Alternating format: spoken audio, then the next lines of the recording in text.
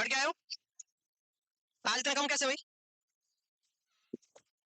इधर भी खाली, उधर भी, उधर भी है?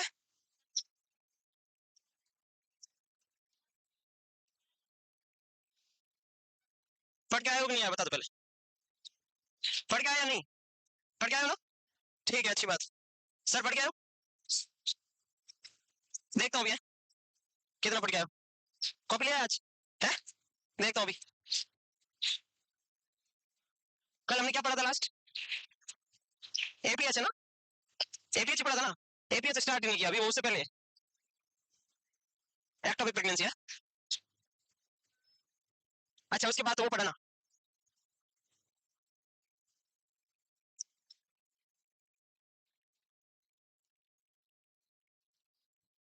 कौन पढ़ के आया? चलो आप में से कौन है जो पढ़ के आया? आप में से कौन है जो ये कह रहा है कि मैं पढ़ के आया हूं? इतना बता दो बस। कौन पढ़ के आया है?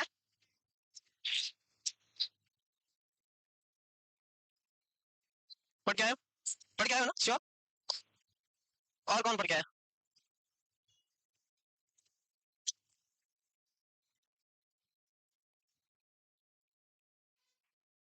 हाँ, खड़े हो जाओ, इधर आओ।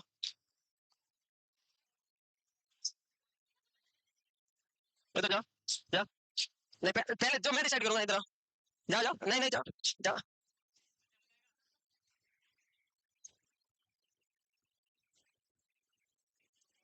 एक एक आपने बात सुनी होगी, माइक चाहिए। आपने एक बात सुनी होगी, कभी भी आप स्टेज पे चले जाओ, पोडियम पे चले जाओ, अपने आप को ये मानना है कि मैं इन सबसे ज्यादा जानता हूँ, चाहे तो कोई भी बैठा है। तभी आप बोल पाओगे, तभी आप में परफॉर्मेंस एंजाइटी कम होगी, तभी सोशल फोबिया कम होगा। तो इनसे मैं कह रहा हूँ, आप एक्टोपिक प्रेगनेंसी के बारे में सिस्टम वाइज अपने हिसाब से 5-7 मिनट में समझो, आराम से मानना है कि हम सबको कुछ नहीं आता है, we are just mike. Like नहीं, नहीं नहीं, बिना माइक बोल आराम से, मतलब फील भी ऐसे एक्सप्रेशन सही होगा ना, टीचर टीचर वाला ये पैर दूसरे नहीं चाहिए ना। हाँ है? नहीं पैर नहीं, इतना नहीं। चुप रहो, चुप रहो, देखो ये बहुत जरूरी है। हाँ बोलो। उधर उधर।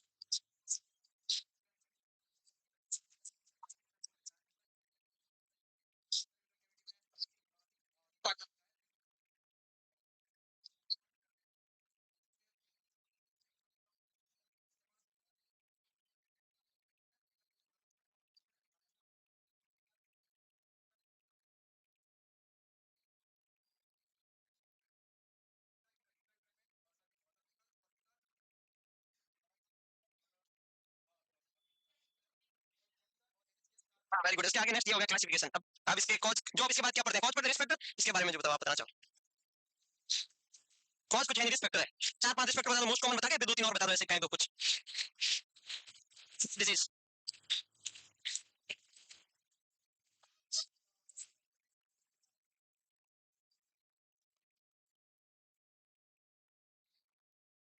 आईयूसीडी हो सकता है, गुड ड्रग हो सकता है ना। प्रायर अगर एक्टोपिक प्रेगनेंसी की हिस्ट्री है तो भी रिस्क रहता है। तो उसके बाद साइन सिम्टम बताओ। That's called classical tract, very good. Good good, shock में जा सकती है फीमेल, टैकीकार्डिया, हाइपोटेंशन हो सकता है। हाँ, कुलन साइन अगर रप्चर होगी तो, और ट्यूबल रिंग साइन और ब्लेप सीन, ठीक है। Confirmatory is TVS, confirmatory is transvaginal sonography. Pain कब होता है? 6 वीक पे होता है मोस्टली। कब होता है? अब इसके डायग्नोसिस पढ़ लिया, अब इसका मैनेजमेंट, दो रप्चर हो गई या नहीं हुई, रप्चर नहीं हुई तो साल्पिंजोस्टोमी, और रप्चर हो गई तो साल्पिंजेक्टोमी। और मेडिकल मैनेजमेंट में ड्रग ऑफ चॉइस मीथोट्रेक्सेट, ये फोलिनिक एसिड की एंटागोनिस्ट है, इसका मतलब इसका एंटीडोट क्या हो गया? फोलिनिक एसिड हो गया। यही बात है, बहुत बढ़िया, वेरी गुड, टाइम हो जाओ। यस नाइस, छा गया याद करो। अब तो देखना, आप तक तो ऐसा लगेगा टीचर वाली फीलिंग शुरू हो जाएगी इनके मन में। होना ऐसे ही तो होता है, बोलना कैसे सीखता है, प्रैक्टिस से तो होता है भाई। पहली बार तुम गाड़ी चलानी सीखते हो तो उसके लिए आप fair trial error, trial error, तभी तो हो पाएगा हमारा। जितना ज्यादा तुम भीड़ के सामने बोलोगे तभी तो आप, हाँ, ढक्कन खोलेंगे इसलिए यहाँ के सब, इसलिए जरूरी है। एपीएस के बारे में हम क्लासिफिकेशन पढ़ रहे थे, क्लासिफिकेशन में हमने बोला या तो प्लेसेंटल कॉज, या एक्स्ट्रा प्लेसेंटल कॉज, या अनएक्सप्लेन। एक्स्ट्रा प्लेसेंटल में 5% या 25%, अनएक्सप्लेन में 25, और प्लेसेंटल की वजह से 70। पढ़ने वाले वो है प्लेसेंटल कॉज। प्लेसेंटल में कितना है? 70। 70 में 35 में प्लेसेंटा प्रीविया, और 35% में, और अगर सीधा ही पूछ रहे most common cause of APH is abruptio, क्यों आज पता चल जाएगा सब। फिर भी अगर आया तो एब्रोक्सियो तक पहुंचे तो पता जरूर चल जाएगा, वैसे पहुंच सकते हैं आराम से। अब दूसरी बात ये डेफिनेशन पढ़ ली, 28 वीक के बाद लेबर के सेकंड स्टेज तक जो भी ब्लीडिंग होती है उसको अपन लोग एपीएच बोलते हैं, है ना। रीजन चाहे इनमें से कोई भी हो। नंबर 1 हेडिंग लगाओगे आप लोग प्लेसेंटा प्रीविया, प्लेसेंटा प्रीविया।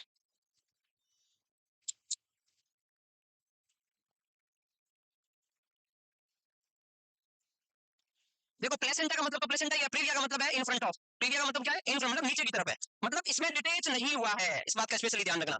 जिस समय प्लेसेंटा इंप्लांट हुआ उसी टाइम नीचे इंप्लांट हो गया, उसको हम बोलते हैं प्लेसेंटा प्रीविया। तो इसकी एग्जैक्ट डेफिनेशन ये हो सकती है, लिखने से पहले सुनना है, माइंड में सेव करना जरूरी है, लिखने के बाद वापस अपने आप मेमोरी में बन जाएगा कि implantation of the placenta in the lower uterine segment. अब लोअर यूटेराइन सेगमेंट में कितना है उसके अकॉर्डिंग इसकी टाइप हो जाएगी, थोड़ा सा है तो लो लाइन, कॉर्नर तक है तो मार्जिनल, पार्शियल है तो आधा कवर कर रहा है उसको तो पार्शियल, पूरा कवर कर रहा है कंप्लीट, नाम के अकॉर्डिंग हो गया। ठीक है, तो इसका मतलब ये हुआ कि implantation of the placenta in the lower uterine segment.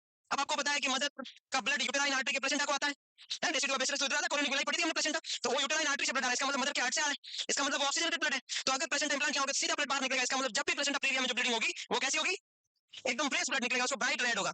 जब भी प्लेसेंटा प्रीविया पढ़ेंगे ब्लीडिंग हमेशा ब्राइट रेड होगी, कभी डार्क रेड की बात ना होगी। तो डार्क रेड की बात किसमें करेंगे, एब्लूसिव। तो एक चीज माइंड में हमेशा फिक्स रखना, ब्राइट रेड, और कभी भी प्लेसेंटा प्रीविया में पेन नहीं होता, कभी पेन नहीं होता। प्लेसेंटा प्रीविया जो पेनलेस, कॉजलेस, रिजिडलेस, टेंडरलेस और ब्राइट रेड वेजाइनल ब्लीडिंग्स, सब कुछ लेस ही लेस है।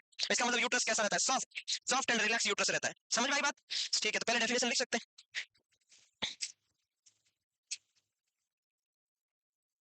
Implantation of the placenta in lower uterine segment, अब कितना है उसके अकॉर्डिंग वो टाइप हो जाएंगे 1 2 3 4।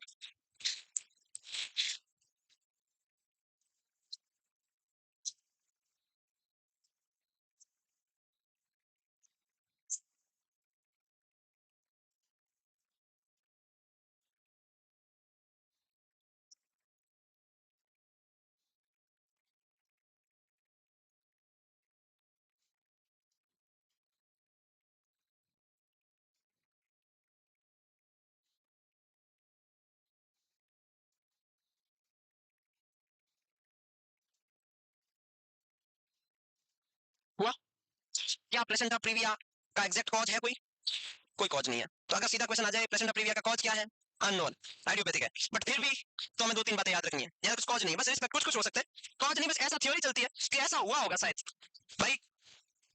चलो रुको, आगे बढ़ते हैं, आगे बढ़े। पहले लाइन क्या है, एग्जैक्ट कॉज अननोन। फिर भी देखो एक बात, एग्जैक्ट कॉज तो क्या है, एक याद रखना है कि ये है यूट्रस, प्लेसेंटा इंप्लांट होता है और 30% जगह ऑक्यूपाई करता है, कितनी, ये तो याद ही होगा प्लेसेंटा के फंक्शन में पड़ गया कि कितनी जगह ऑक्यूपाई करता है। और जहां प्लेसेंटा इंप्लांट होता है उस नीचे वाली स्किन को डेसिडुआ बेसिलस बोलते हैं, क्या बोलते हैं भाई, प्लेसेंटा के इंप्लांटेशन वाली स्किन को क्या बोलते हैं, डेसिडुआ के किस पार्ट पे प्लेसेंटा इंप्लांट होता है, आई थिंक पढ़ चुके हैं हम लोग, डेसिडुआ, याद रखनी है, डेसिडुआ बेसिलस, इतना याद है, ठीक है। अब एक बात और है, जिस समय प्लेसेंटा इंप्लांट हुआ तो उस समय हो सकता है इंप्लांट होते टाइम प्लेसेंटा को नींद आ गई होगी, थोड़ा सा नीचे गिर गया होगा, तो उस समय कहीं या तो यहाँ हो गया होगा इंप्लांट, या यहाँ हो गया होगा, या यहाँ या कहीं पर, उसको बोलते हैं ड्रॉपिंग डाउन थ्योरी। बस इतना सा याद रखना, ड्रॉपिंग डाउन थ्योरी का रिलेशन कौन सी डिजीज से है, एग्जैक्ट कॉज अननोन है, फिर भी कौन सी थ्योरी प्लेसेंटा इंप्लांटेशन से रिलेटेड है, ड्रॉपिंग डाउन थ्योरी। क्या बोलते हैं उसको, लिखना नहीं अभी, एक तो ये हो गया, इस फैक्टर में क्या हो गया, ड्रॉपिंग डाउन थ्योरी। अब एक बात और है,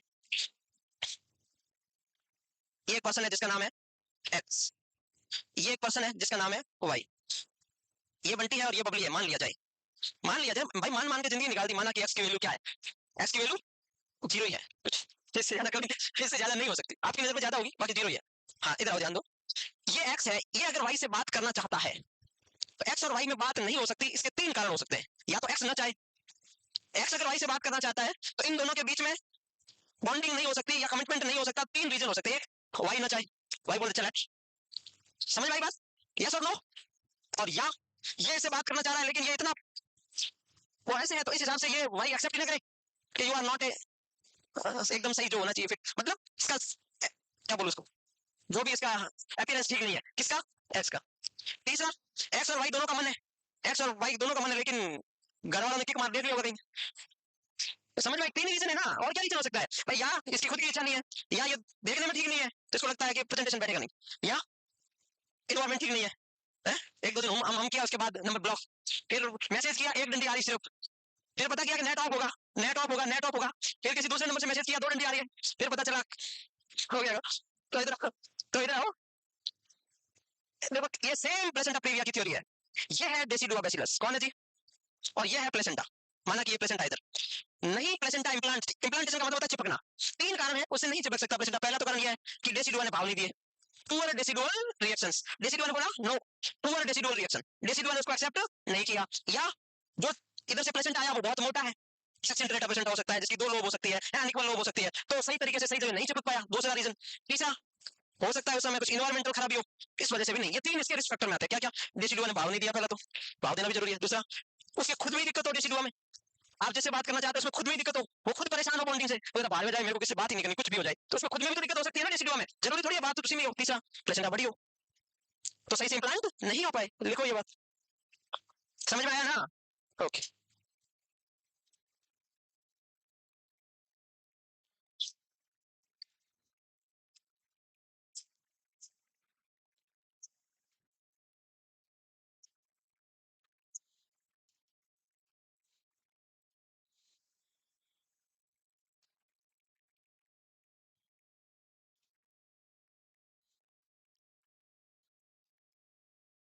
जब भी आप कभी प्लेसेंटा प्रीविया एब्रोसिव प्लेसेंटा पढ़ो, आज क्लास होने के बाद, दोनों चीज पूरी होने के बाद, आप चार्ट बना के पढ़ना, एक तरफ प्लेसेंटा प्रीविया लिखना अपने कॉपी में, एक तरफ एब्रोसिव लिखना, साथ साथ पढ़ना, इसकी डेफिनेशन, फिर इसकी डेफिनेशन, फिर इसके कॉज, फिर इसके कॉज, फिर इसके टाइप, फिर इसके टाइप, फिर इसके साइन सिम्टम, फिर इसके साइन सिम्टम, फिर इसका डायग्नोसिस, फिर इसका डायग्नोसिस, फिर इसका मैनेजमेंट, फिर इसका मैनेजमेंट, फिर इसका कॉम्प्लिकेशन, फिर इसका कॉम्प्लिकेशन, ऐसे पढ़ना आपको घर पे, ताकि आपको सब याद हो जाएगा, आपको कुछ भी रटना नहीं पड़ेगा, कुछ भी।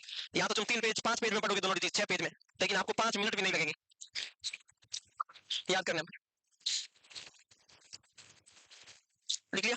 और छोटे मोटे रिस्क फैक्टर हो सकते हैं जिसका एग्जाम से कोई लेना देना नहीं है, जैसे मल्टीपैरिटी है ना, ग्रैंड मल्टीग्रेविटा, कहने का मतलब बार बार प्रेगनेंसी, मल्टीपैरिटी का मतलब ज्यादा बार बच्चों को जन्म देना, उसकी वजह से हो सकता है कि बार बार, अब देखो एक प्लेसेंटा की और यूट्रस की भी एक लिमिट है भाई, हर बार फीमेल जितनी बार प्रेग्नेंट होती है उतनी बार प्लेसेंटा का इम्प्लांटेशन होता है, तो बार बार इम्प्लांटेशन होके जो यूट्रस की सरफेस है वो भी बाई चांस सही नहीं रही हो, तो 4 5 7 8 9 बार उसके बाद में क्या हो सकता है, चांस है ना, रिस्क है, कौन थोड़ी है, रिस्क है कि मल्टीपैरिटी में हो सकता है, तो एक तो मल्टीपैरिटी हो गया।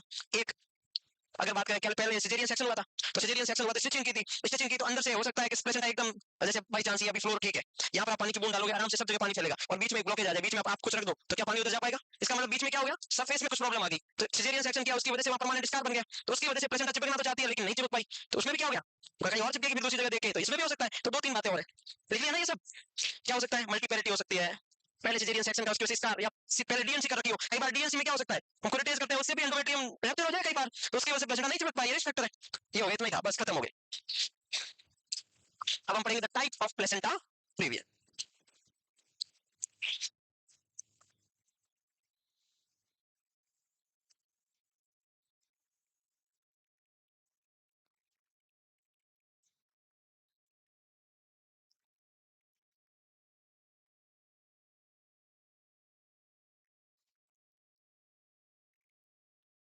यहाँ तक कोई डाउट है? कुछ है ही नहीं यहाँ तक, क्या डाउट होगा? अब हम पढ़ेंगे साइड, क्या पढ़ेंगे? क्या हुआ? कुछ कह रहे, पूछ रहे हो, कुछ पूछना चाह रहे हो क्या? बोल जाओ, फिर क्यों चूं चपट कर रहे हो, चुप रहो फिर, नहीं है तो आगे बढ़े। अब हम पढ़ेंगे टाइप, पहले टाइप पढ़ेंगे फिर डिग्री बाद में पढ़ेंगे। 4 टाइप का होता है, कितने टाइप का होता है? अब देखो यहाँ से आपको, यहाँ से ज्यादा पता चलेगा, इस इमेज से पता नहीं चलेगा। यहाँ से ये पूरा यूट्रस है, और ये सर्विक्स की ओपनिंग, ये सर्विक्स का एक्सटर्नल ओस है, समझ में आ रहा है आपको? समझ में आ रहा है ना? ठीक है, ये तो अपने को इस व्यू से दिखा है, और ये इसको हमने क्या किया, सर्विक्स को आपके सामने कर दिया है, एक्सटर्नल ओस को। अब मैं इसको समझाने के लिए एक दूसरा तरीका और यूज कर सकते हैं, जैसे ये यूट्रस है, नॉर्मल इंप्लांटेशन कहाँ होता है? अपर में। दूसरी बात, ये थोड़ा सा नीचे होगा, ये कौन सा टाइप हुआ? टाइप 1। टाइप क्या बोलेंगे इसको? लो लाइन। दूसरा, इम्प्लांटेशन, ये सर्विक्स है, क्या हो गया, ये कौन सा है? Marginal type. क्या ये इंटरनल उसके सामने, एक्सटर्नल उसके सामने, लेकिन उसके किनारे से 1 सेंटीमीटर दूर है, अभी तक मतलब सामने नहीं है, 1-2 सेंटीमीटर की दूरी पे है, लेकिन है पूरा का पूरा लोअर यूटेराइन सेगमेंट में, लेकिन सामने नहीं है, इसको बोलते टाइप 2। ये कौन सा है? जब सर्विस क्लोज है तो इसने पूरा कवर कर रखा है, सर्विस क्लोज है तो पूरा कवर कर रखा है, प्लेसेंटा तो यही रहेगा। अब देखना, इसमें सर्विस ओपन होगी, सर्विस कभी कभी डायलेट होगी, तब सर्विस ये यहाँ आ गई, अब प्लेसेंटा तो वहीं पे था। तो जब सर्विस क्लोज है तो फुली कवर कर रखा है, लेकिन सर्विस ओपन है या डायलेट है तो पार्शियल कवर, इसका नाम क्या पड़ गया? टाइप 3। टाइप 3 को क्या बोलते हैं? पार्शियल। ये यूट्रस है, ये सर्विक्स है, ये इंप्लांटेशन यहाँ हो गया। अब इसको कौन सा बोलेंगे? चाहे सर्विक्स ओपन है, चाहे सर्विक्स डायलेटेड है, सॉरी क्लोज है, चाहे डायलेटेड है, इसमें क्या है? कवर कंप्लीटली ओस को कवर कर रखा है, टाइप 4। 4 को क्या बोलते हैं? सेंट्रल। क्या बोलते हैं? सेंट्रल। क्या समझ में आया चारों? क्या चारों समझ में आए? पहले में क्या बोलोगे? The maximum part of the placenta is implanted in upper uterine segment, but some part of the placenta is implanted in lower uterine segment. Some part, वो थोड़ा सा part कोई यहाँ आया होगा। सेकंड में क्या बोलोगे? The implantation of the placenta just margin to the cervix, या 1 to 2 centimeter above the os is called type 2। और इसके बारे में हम पढ़ेंगे अभी थोड़ी देर में कि टाइप 2 होता है, 2 टाइप का होता है, टाइप 2 एंटीरियर, एक टाइप 2 पोस्टीरियर। ये आगे की तरफ है और पीछे की तरफ भी हो गया तो मामला बहुत डेंजरस हो जाएगा, इसीलिए टाइप 2 पोस्टीरियर को डेंजरस प्लेसेंटा प्रीविया बोलते हैं। क्या बोलते हैं? टाइप 2 पोस्टीरियर को dangerous. Type 3 implantation of placenta in the lower uterine segment whenever the cervix is closed fully, cover करके रखता है। उसके बाद में अगर सर्विक्स डायलेटेड है तो पूरा कवर करके नहीं रखता। फिर इसके बाद में ओस को कंप्लीटली कवर करके रखा है, चाहे वो क्लोज हो चाहे वो ओपन हो। क्या समझ में आया चारों? इसको समझने के लिए आप ये भी तरीका यूज कर सकते हैं, जो ये है इसमें देखो बिल्कुल ओस के आसपास ही नहीं है, ऊपर है बिल्कुल यहाँ पर है। इसमें क्या है, ओस, ये जो सर्वाइकल ओस है इसको टच किया है क्या? नहीं किया। देखो ये इमेज आ सकती है पेपर में, ओस को टच नहीं किया है, इसका मतलब ये टाइप, लेकिन जस्ट पास में ही है। इसमें देखो इसको बोलते हैं पार्शियल कवरिंग है, टाइप थर्ड। अब इसमें यहाँ कहीं पे सर्वाइकल ओपनिंग दिख रही है आपको? नहीं दिख रही। इसका मतलब क्या हो गया? समझ आ गया ना चार? इसकी लैंग्वेज लिखवा दे पहले, समझ में आया ना? लिखवा सकते हैं लैंग्वेज, एकदम इजी है, लिखवाए।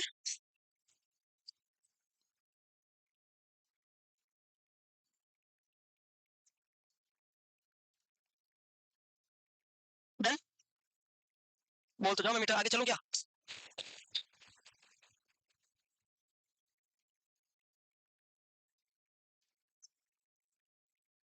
पहला, पहले में क्या लिखा देख पढ़ो आप, क्या लिखा पहले में?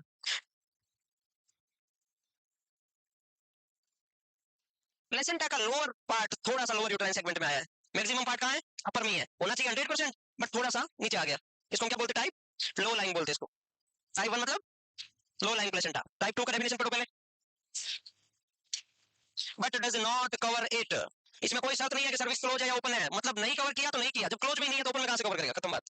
अब ये कितने टाइप का होता है? टाइप 2 एंटीरियर और टाइप 2 ऐसे कैसे, इतना लिखो।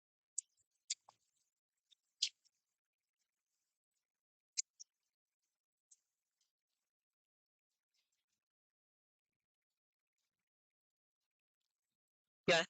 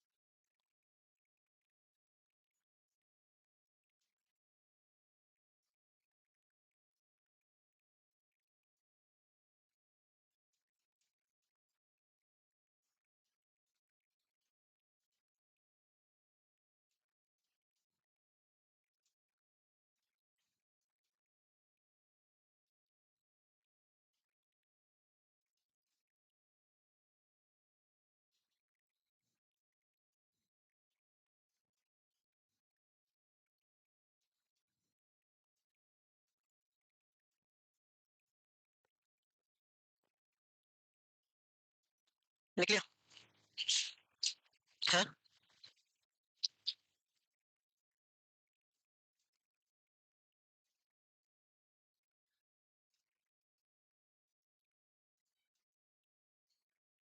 हो गया क्या? आगे बढ़ सकते हैं। लास्ट लाइन क्या लिखी आपने? टाइप 2, लास्ट लाइन क्या? Type 2 posterior. टाइप 2 पोस्टीरियर को क्या बोलते हैं? हेडिंग लगाओ, डेंजरस प्लेसेंटा प्रीविया, इसका ब्रैकेट में लिखो टाइप 2 पोस्टीरियर को डेंजरस क्यों बोलते हैं?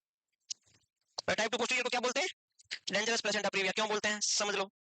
एक फीमेल है कोई, उसका एग्जामिनेशन कर रहे हैं, वो फीमेल जैसे ऐसे सेमी फाउलर पोजीशन में बैठी हुई है एग्जांपल के लिए, कौन सी पोजीशन में? इसका मतलब ये बैक क्या होता है? वर्टिकल कॉलम, वर्टिकल कॉलम है, ठीक है, ये यूट्रस है एग्जांपल के लिए, ये यूट्रस है। और टाइप 2 पोस्टीरियर प्लेसेंटा प्रीविया कहां होता है? लोअर यूट्राइन सेगमेंट में। और टाइप 2 कितने टाइप का होता है? दो, या एंटीरियर या पोस्टीरियर। तो या तो हो सकता है प्लेसेंटा यहाँ पर, हाँ या ना? अगर यहाँ पर होगा तो कोई दिक्कत ही नहीं, ज्यादा दिक्कत नहीं होने वाली, क्योंकि फीटस यहाँ से आएगा नीचे, जब फीटस यहाँ से नीचे आएगा बाई चांस, तो सर्वाइकल कैनाल से एक्सपेल आउट हो सकता है, बाई चांस थोड़ा बहुत बीच में फंसेगा तो आगे आ जाएगा यूट्रस, मतलब ये पेरिटोनियम क्या हो जाएगा? एक्सटेंड हो जाएगा, तो फीटस हेड का कंप्रेशन नहीं होगा। लेकिन अगर बाई चांस ये फीमेल है, ये यूट्रस है, और अगर भाई ये यूट्रस है, जैसे अगर प्लेसेंटा यहाँ पर है,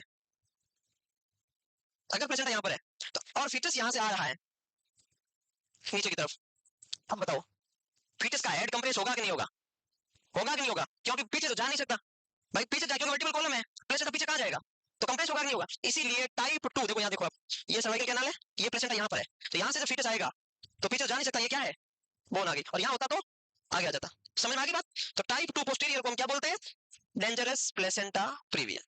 आया समझ में ना? इसमें एक स्पेशल टाइप का साइन आता है, उसको उसको स्टॉलवर्ती साइन क्यों बोलते हैं? कि क्या हुआ, किसी ने डिस्कवर किया होगा कि जब टाइप 2 पोस्टीरियर प्लेसेंटा प्रीविया होता है तो फीटस जब नीचे की तरफ डिसेंट होता है उस समय फीटस का हेड कंप्रेस होता है, प्लेसेंटा भी कंप्रेस होता है, उस चक्कर में ब्लड सप्लाई में अल्टरेशन भी होता है, फीटल ब्रेडिकार्डिया हो जाता है, उसकी वजह से हो सकता है वेजिनल डिलीवरी डेंजरस हो सकती है। समझ में आ रही बात? तो स्टॉलवर्ती साइन क्या है कि फीटस नीचे आएगा तो फीटस के वाइटल्स बिगड़ जाएंगे, फीटस की हार्ट रेट प्रॉब्लम हो जाएगी क्योंकि फीटस को स्ट्रेस होगा कंप्रेशन की वजह से, उसको हम बोलते हैं स्टॉलवर्ती साइन। क्वेश्चन कैसे आ सकता है कि स्टॉलवर्ती साइन किसमें दिखता है? पहले तो क्वेश्चन आएगा एब्रूक्सियो में या प्लेसेंटा प्रीविया में? प्लेसेंटा प्रीवियम। फिर पूछेंगे प्लेसेंटा प्रीविया के कौन से टाइप में? टाइप 2 में। टाइप 2 के कौन से में?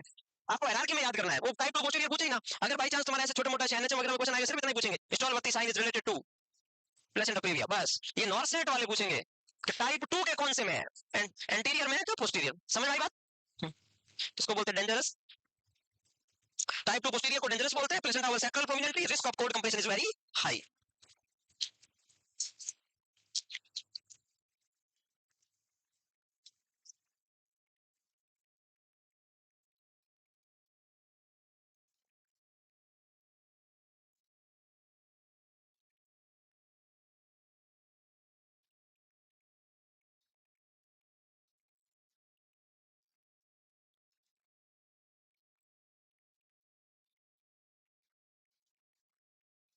बात लिखी, आगे बढ़ू।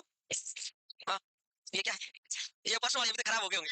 ठीक है ठीक है ठीक है ठीक है ठीक है, ढक्कन नहीं है, नहीं इसको बोला है, हाँ मैंने इसको ढक्कन बोला है, आपको नहीं। ठीक है, तुम चुप रहो। Placenta praevia type 2 posterior, type 2 posterior more dangerous than as compared to anterior. Okay, now we can move forward. Stallworthy sign क्या होता है, क्या किसमें दिखता है? टाइप 2 पोस्टीरियर प्लेसेंटा प्रीविया में क्या होता है? Slowing the foetal heart sound on pressing the head down into the pelvis. जो मैंने बोला है वो की वो बात है। क्या होगा? फीटल हार्ट साउंड कम हो जाती है क्योंकि हेड जब नीचे आ रहा था तो वो बीच में फंस गया, उसकी वजह से दिक्कत हो गई।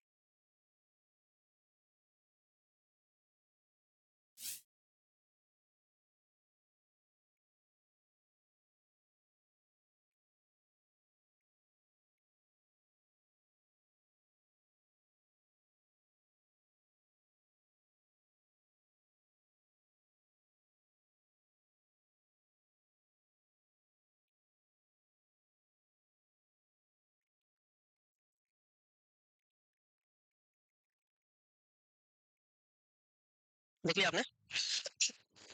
अभी नहीं।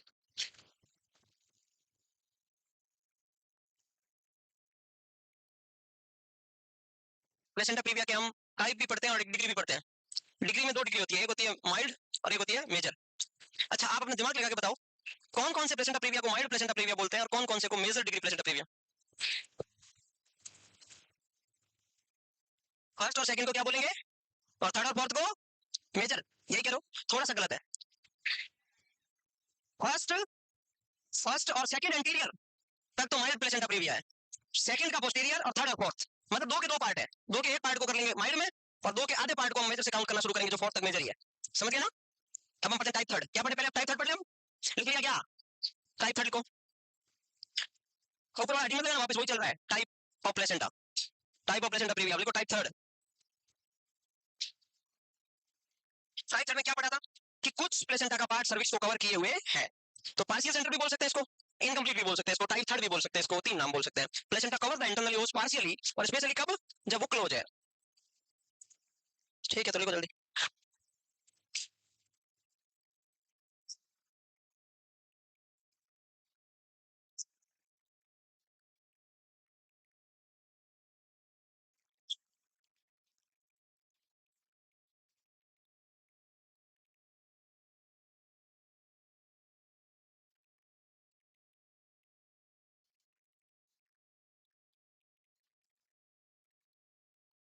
हो गया? लिख लिया होगा? ऑनलाइन वाले भी देखो आपस में बातें करते हैं। बेवकूफ, तुम्हारा एक दूसरे का थोड़ा दिख नहीं रहा एक दूसरे को, फिर भी तुम आपस में बातें कर रहे हो। हाँ? नहीं, ऑनलाइन वालों को बेवकूफ नहीं समझते। ऑन कर रहे थे, आपने कब सुनी कंप्लेन? अच्छा, आप ऑनलाइन ले रहे थे, क्या बोल रहे थे बच्चे? सर मैं ऑनलाइन वालों से नाराज नहीं हूँ, ऑनलाइन वालों से तो मेरी बेइंतहा मोहब्बत है। ऑनलाइन वालों को यही कहना है, अगर तुम रख दो अपना हाथ मेरे दिल पर, अगर तुम रख दो अपना हाथ मेरे दिल पर, तो मैं आपके हाथ में मेरा दिल निकाल के रख दूं। खुश हो गए? चलो टाइप 4, टाइप 4 इस, ये शायरी थी जो सरासर झूठ है। शायरी आप 50% से ज्यादा सरासर झूठ होती है। ऐसा ही होता है कि अगर तू कहे तो चांद तारे तोड़ के ले आओ, कि अगर तू कहे तो सूरज को लाके टांग दूं, अगर तू कहे तो दिन में रात कर दूं, अगर तू कहे तो रात में दिन कर दूं, कि इतना बहुत है मेरी जान, या दो चार झूठ और बोल दूं। तो ये सब झूठ होते, शायरी पूरी की पूरी, इसका वास्तविकता से कोई लेना, लेकिन मैंने जो बोली वो सच है बस। है क्या कह रहे हो? मैंने सुना ही नहीं दिया, सही सुनो रे, बोलो सही बोलो, बोलना है तो। ऐसे क्या बोल रहे हो, आवाज पहुंची नहीं। बेवकूफ। वैसे मैंने सारे वाले बोलने से बंद कर दिया, और फिर भी कभी कभी हाँ याद आई तो बोल देते हैं बाकी, बस ठीक है।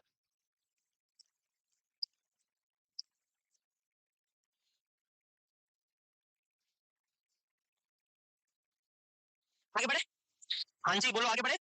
टाइप हो चारों, टाइप याद हो गए ना पक्का? अब हम पढ़ते हैं डिग्री।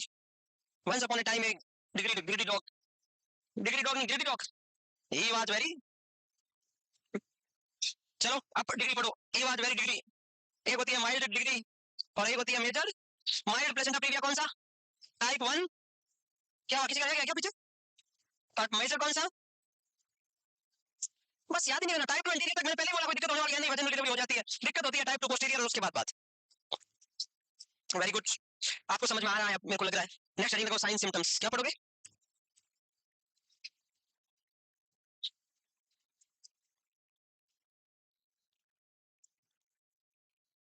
टाइप 3 और टाइप 4, जितना प्लेसेंटा प्रीविया है उसमें 33% ये दोनों होते हैं। ऐसा कभी आएगा नहीं, बट ऐसा बोलते हैं।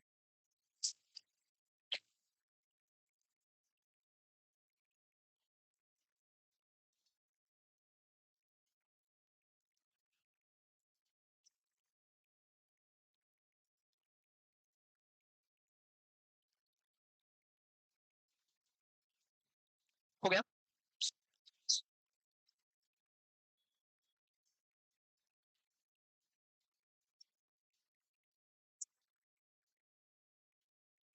Yes, done. आगे बढ़े, लिख लिया ना सबने? साइन सिम्टम हेडिंग लगाओ, क्लिनिकल फीचर्स या साइन सिम्टम एक ही बात।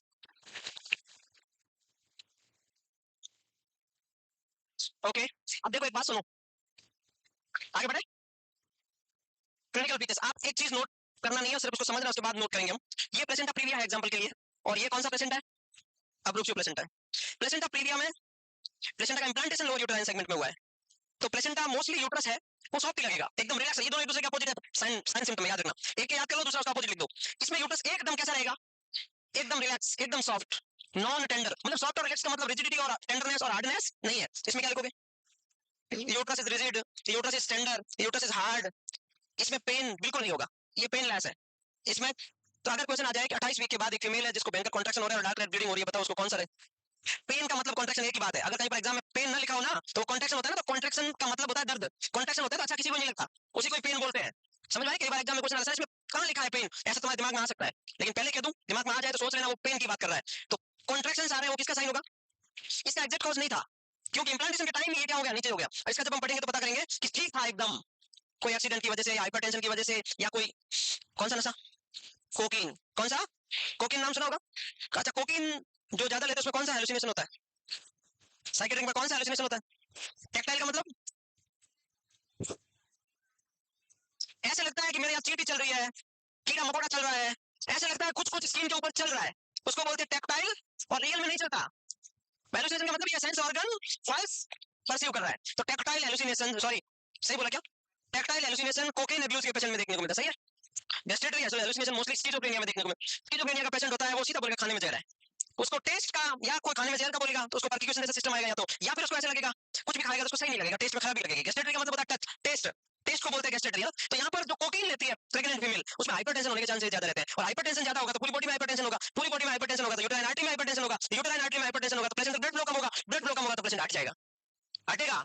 एब्रूप्सियो प्लेसेंटा में कभी भी प्रेगनेंसी को कंटिन्यू नहीं करते, एब्रूप्सियो प्लेसेंटा इज इमरजेंसी। अब प्लेसेंटा हट गया, अब बोलते कंटिन्यू करो, या तो मदर जाएगी और बेबी तो जा ही रहा है, अब कंटिन्यू करी मतलब प्लेसेंटा हट गई तो बेबी तो जा ही रहा है, अब जल्दी से अगर टर्मिनेट नहीं करी तो मदर भी जाएगी, अब शॉक से हेमरेज से तो उसकी भी डेथ हो जाएगी, स्टेज इसकी तो उसकी भी डेथ हो जाती है अगर उसको टर्मिनेट नहीं किया फटाफट से प्रेगनेंसी को तो। बेटी तो जाता ही जाता है, मदर भी जाती है, इसमें ऐसा कुछ नहीं होता, इसमें ये थोड़ा सा सेफ है, इसके कंपैरिजन में मैनेजमेंट में पता चलेगा आपको। इसमें कॉन्ट्रैक्शन होता है, पेन होता है, टेंडरनेस होती है, इसके अंदर क्या हुआ प्लेसेंटा हटा है लेकिन है ऊपर में ही है अभी, तो जो ब्लीडिंग होती है वो डार्क रेड टाइप की होती है, कैसी होती है, इसमें कैसी होगी, ब्राइट रेड। तो यहाँ पर 5-7 साइन आपको नजर आ गई, painless, causeless, rigidless, soft and relax uterus, bright red vaginal bleedings, any time haemorrhage होने के चांसेस रहते हैं। समझ आ गया क्या साइन सिम्टम में कोई डाउट, जब हम एप्रोच पढ़ेंगे तो इसका उल्टा लिख लोगे। चलो देखते हैं क्या क्या साइन सिम्टम। ब्लीडिंग होगी सडन एकदम, ठीक है, पेनलेस होगी और मोस्टली अपेरेंटली का मतलब कॉजलेस ही है, रिकरेंट होती रहेगी, सडन और रिकरेंट होती है, ब्राइट रेड होती है, वार्निंग हेमरेज कभी भी पेशेंट प्रीवियस में रोक सकती है, कभी भी वापस हो सकती है, एनी टाइम मन में रखना है कि भाई कभी भी मरीज हेमरेज शॉक में जा सकता है।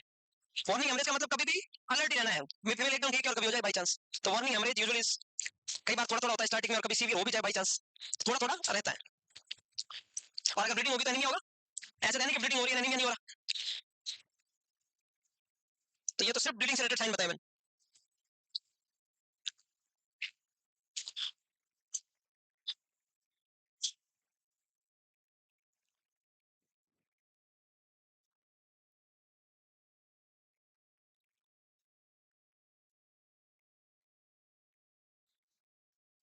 डन।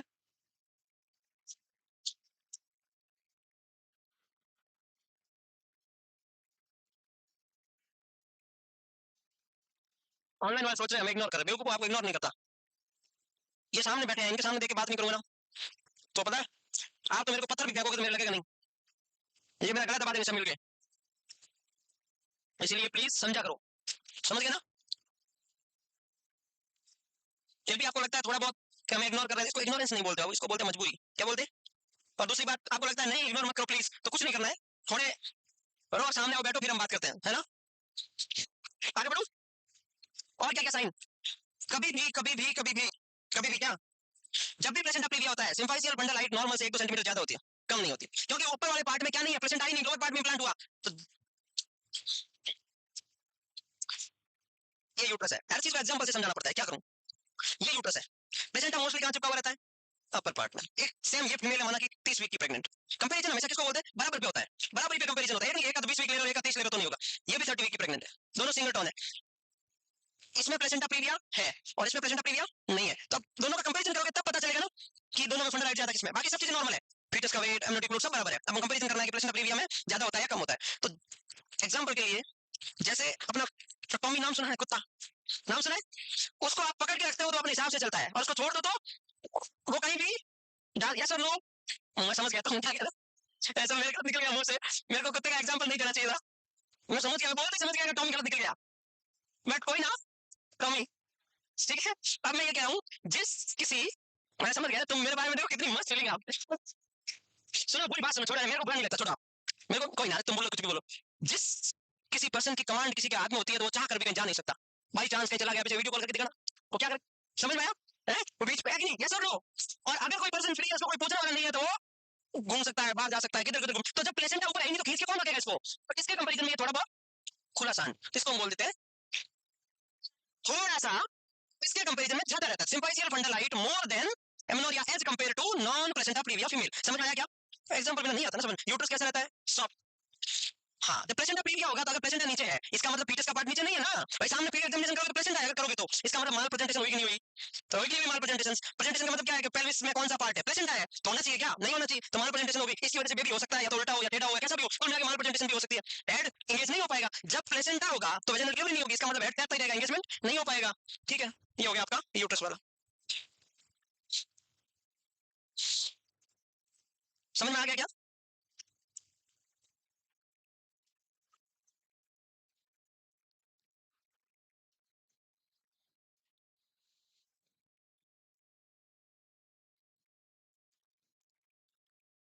कौन गया, कहाँ जा रहा, कौन आ रहा, वापस नहीं आएगा, आएगा नहीं, अभी आएगा, 2 मिनट में आएगा।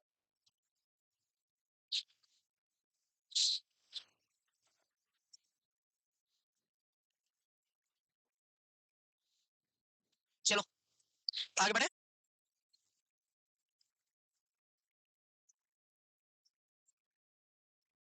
हेलो, क्या हुआ, स्टाइल है लिखने की, कोई आप लिख देंगे शोल्डर पे नाम। आगे बढ़े, आगे बढ़े क्या, मैं यहाँ बैठूंगा, यहाँ से मुझे पता चलेगा, आपको दिक्कत दिक्कत हो रहा है मैम आपको, अब ठीक है, अब सही है। हाँ अभी तो घर का राज, अब सुनो, ये हो गया साइंस सिम्टम फिनिश, बैठने का कहाँ टाइम है, अब आता है डायग्नोसिस। प्लीज सुन लो, अरे लिख लिया ना सबने, अब देखो 3 बातें इसमें, प्लीज सुन लो बेवकूफो, एग्जाम में क्वेश्चन आएगा तुम देखते रहोगे, फिर देखो पहला इंस्पेक्शन,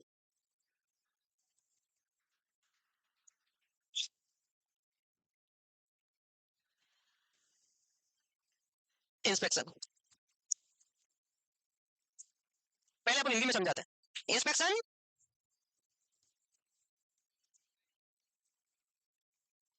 मस्ट बी, जितना हो सके उतना पीवी एग्जामिनेशन अवॉइड करना है, तो ये 2 बातें हो गई। तीसरा कंफर्मेटरी डायग्नोसिस, कौन सा क्वेश्चन आ सकता है, प्लेसेंटा प्रीविया का कंफर्मेटरी डायग्नोसिस क्या है, प्लेसेंटा प्रीविया में डॉक्टर ने कौन सा डायग्नोसिस लिख दिया तो उसके ऊपर क्वेश्चन पैदा होता है, पीवी एग्जामिनेशंस कौन सा डायग्नोसिस प्रिस्क्रिप्शन पे क्वेश्चन डेवलप होता है, इसका मतलब आप बोलोगे भाई आपने ये क्यों लिख दिया, ये तो पीवी एग्जामिनेशन से सर्वाइकल होस्ट तक फिंगर जाएगी तो हो सकता है प्लेसेंटा रप्चर हो जाए बाय चांस, तो अवॉइड करना है। अब यूएससी भी 2 टाइप की होती है ना, एक होती है ट्रांसवेजाइनल और एक होती है ट्रांस एब्डोमिनल, तो पहले तो बस ये बात समझ में तो आ गई ना, इंस्पेक्शन कर सकते हैं, पीवी एग्जामिनेशन नहीं करना है, यूएससी कंफर्मेटरी डायग्नोसिस है, तो इसको मैं कैसे लिखेंगे, इंस्पेक्शन कर सकते हैं, vaginal experiment must not be done, इससे क्या हो सकता है, प्लेसेंटा और ज्यादा डैमेज हो सकता है, कंफर्मेटरी डायग्नोसिस कैसे लिखोगे, यूएससी ऐसे लिखो, फिर यूएससी को 2 भागों में अपन बांटते हैं।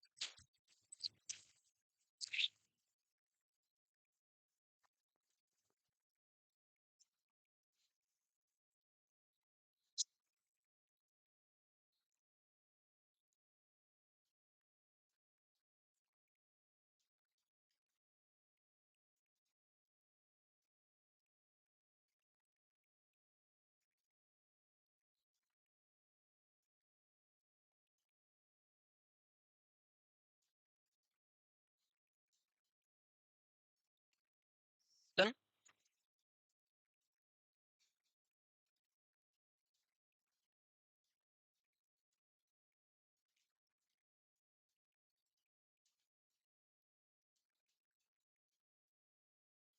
लिख लिया होगा ना।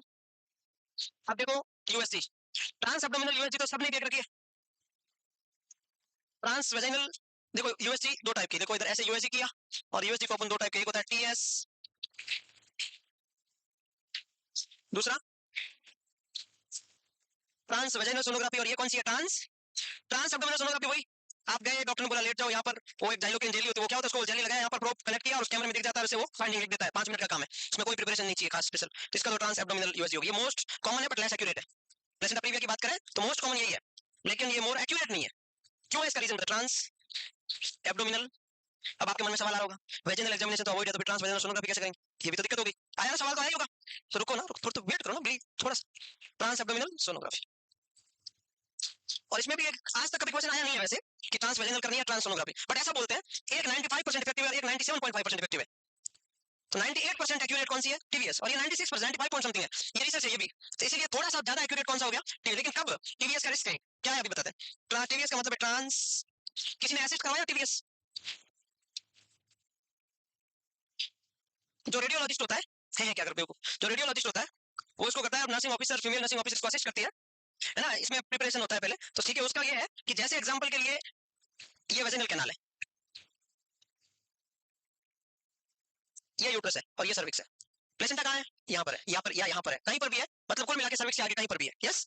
तो जब हम ब्रोंकोस्कोपी तो देखा होगा आपने, ब्रोंकोस्कोपी में क्या करता है, अपोलो नोज के थ्रू नेजोफेरिंग से होते हुए डायरेक्ट अपन ट्रेकिया में क्या डाल देते हैं, कैमरा डालते हैं, और वो कहाँ दिखता है, साइड में अपना तो एलईडी होता है उसमें दिखता रहता है, फिर उसके अकॉर्डिंग आगे आगे चलते रहते हैं, कहाँ जाना, कौन सी राइट ब्रोंकस में जाना, लेफ्ट में जाना, राइट ब्रोंकस के बाद कौन से ब्रोंकियोस में जाना, कहाँ तक जाना, आगे सब दिखता रहता है, तो ये भी जो भी ट्रांसवेजनल सोनोग्राफी क्या है, कैमरे वाली सोनोग्राफी है कुल मिला के। एंडोस्कोपी नाम सुना है, एंडोस्कोपी डालते पहले अपन सीधा इसोफेगस से होते हुए कहाँ जाती है, जैसे कि अपन गैस्ट्रिक अल्सर का पता करने के लिए यूज करते हैं एंडोस्कोपी, तो ये चलती इसके अंदर कैमरा डाल दिया आपने वायर, और उधर चलता रहता है कहाँ पर क्या देखना है। आपने ईआरसीपी नाम सुना है, ईआरसीपी, एमआरसीपी, एमआरसीपी क्या होती है, मैग्नेटिक रेजोनेंस कोलेंजियोपेंक्रियाटोग्राफी, बायोडक्ट और पेंक्रियाटिक डक्ट का एमआरआई को एमआरसीपी बोलते हैं, the imaging of bile duct and pancreatic duct. और ईआरसीपी ये बहुत कॉम्प्लिकेटेड केस है, ईआरसीपी सिक पेशेंट में नहीं किया जा सकता, वो मुश्किल है, क्योंकि ईआरसीपी में मल्टीपल पोजीशन पे पेशेंट को कभी बैठाना पड़ता है, कभी प्रोन करना पड़ता है, कभी राइट लेटरल करना पड़ता है, कभी लेफ्ट लेटरल करना पड़ता है, कभी सेमी फाउलर, कभी फाउलर, कभी प्रोन, मल्टीपल पोजीशन में किया जाता है। ईआरसीपी का मतलब होता है एंडोस्कोपिक रिट्रोग्रेड कोलेंजियो पेंक्रियाटोग्राफी। मतलब ये हुआ कि ट्यूब डालोगे, इसोफेगस में जाएगी, फिर स्टोमक में जाएगी, फिर ड्यूडेनम में जाएगी, फिर ड्यूडेनम में जाके ट्यूब को बोलेंगे जा पेंक्रियाटिक डक्ट में जा, पेंक्रियास के बारे में पूरी स्टडीज में कैमरे में छपी अंदर रिकॉर्ड होगी क्या क्या पेंक्रियास में क्या एब्नॉर्मलिटी है, फिर वापस पीछे लेंगे, फिर उसको बोलेंगे पीछे जा, फिर थोड़ा पीछे ड्यूडेनम तक आई, फिर उसको बाइल डक्ट में जाने देंगे। अब ऐसे कैसे जाने देंगे, एक्सपर्ट भी चाहिए और पोजीशन भी पेशेंट की चेंज करनी पड़ेगी। फिर पेंक्रियाटिक एम्पुला वाटर होता है, वहीं से तो ओपनिंग होती है, वहां से पेंक्रियाटिक डक्ट को बाइल डक्ट में जाएंगे, फिर बाइल डक्ट में कोई स्टोन है उसका पता करना है, गॉल ब्लैडर में कोई एब्नॉर्मलिटी है, वहां पर common hepatic common bile duct में वहां से उसको एब्नॉर्मलिटी होगी, उसको रिकॉर्ड करेंगे। तो ये यार वैसे ही टीवीएस है, मतलब क्या है, कैमरा वाली सोनोग्राफी कुल मिला के बात यही है। अब इसमें क्या है, देखो ये तो है वेजिनल कैनाल, ये है सर्विक्स और यहाँ पर है प्लेसेंटा। ट्रांसवेजिनल सोनोग्राफी सिर्फ प्लेसेंटा प्रीविया की बात कर रहा हूं, बाकी मैं ऐसा नहीं करते। अब कभी भी प्रिपरेशन तो ऐसे है, फीमेल असिस्ट करवाती है नर्सिंग ऑफिसर या कोई भी हो टेक्नीशियन उसका, पहले क्या करते हैं, आपने स्पेकुलम सुना होगा, कस्को स्पेकुलम नाम सुना है, उससे वेजिना को क्या करते हैं, डायलेट करते हैं, उससे डायलेट करते हैं, फिर प्रोब को इंसर्ट करते हैं वेजिनल कैनाल के थ्रू। बाकी नॉर्मल टीवीएस होती है कोई भी, अदर देन प्लेसेंटा प्रीविया की टीवीएस में कोई सावधानी नहीं रखनी है, सीधा प्रोब को डायलेट केस में करके वेजिनल कैनाल सर्विक्स यूट्रस तक आराम से प्रोब ले जा सकते हैं। बस प्लेसेंटा प्रीविया में टीवीएस करते टाइम मोस्ट इंपोर्टेंट ध्यान यही रखना है कि सर्विक्स से 1 सेंटीमीटर पहले तक प्रोब को रोक देना है, वहीं से जितना पता चले कर लो, उससे आगे नहीं जाना है, कंफर्म, क्योंकि दिख जाता है कि कहां तक पहुंचे, सर्विक्स आई या नहीं आई। तो जो ही कैमरे में विजुअलाइज हो जाता है सब कुछ, कहां तक खत्म करना है इसको, यहाँ से सर्विक्स से 1 से 2 सेंटीमीटर पहले रुक जाना है। अब इसके आगे जो दिख रहा है उसको एग्जामिन करके नोट डाउन कर लेना है। तो ट्रांस वेजिनल ही करना है, ट्रांस सर्वाइकल तक नहीं जाना है, सिर्फ वेजिनल स्कैन होता है इसमें। सर्विक्स तक जाओगे आगे प्लेसेंटा रैप्चर हो सकता है। और पीवी एग्जामिनेशन में हमारी अंगूठी के आगे कैमरा लगा हुआ नहीं होता है, इसीलिए एब्सोल्यूट कॉन्ट्राइंडिकेशन है। समझ में आई क्या मीनिंग क्या है, टीवीएस क्यों कर सकते हैं, उसमें पता चल जाता है कहां तक पहुंचे हो, और पीवी एग्जामिनेशन में रैप्चर हो सकता है। तो टीवीएस ट्रांसवेजिनल, तो ये क्या है, more common but slash accurate. किसमें बात बता रहा हूं, प्लेसेंटा प्रीवियम, मोर कॉमन पहले ये करेंगे, लेकिन इससे एग्जैक्ट पता शायद ना चले कहां पर है। जैसे मैंने लिखा है वैसे आपको एग्जाम में आ जाए, मोर एक्यूरेट डायग्नोसिस, पहले तो कभी ऐसा है, पहले इतना याद रखना यूएससी, अब यूएससी में आ जाए एब्डोमिनल यूएससी या ट्रांसवेजिनल, तो transvaginal just below the 1 centimetre to cervix, more accurate. आया समझ में बात, सर्विक्स तक जाना ही नहीं, उससे पहले तक ही करना है। बाकी कोई भी टीवीएस होती है, एक्टोपिक प्रेगनेंसी का पता करते हैं ना, तो पूरा यूट्रस तक स्कैन होता है।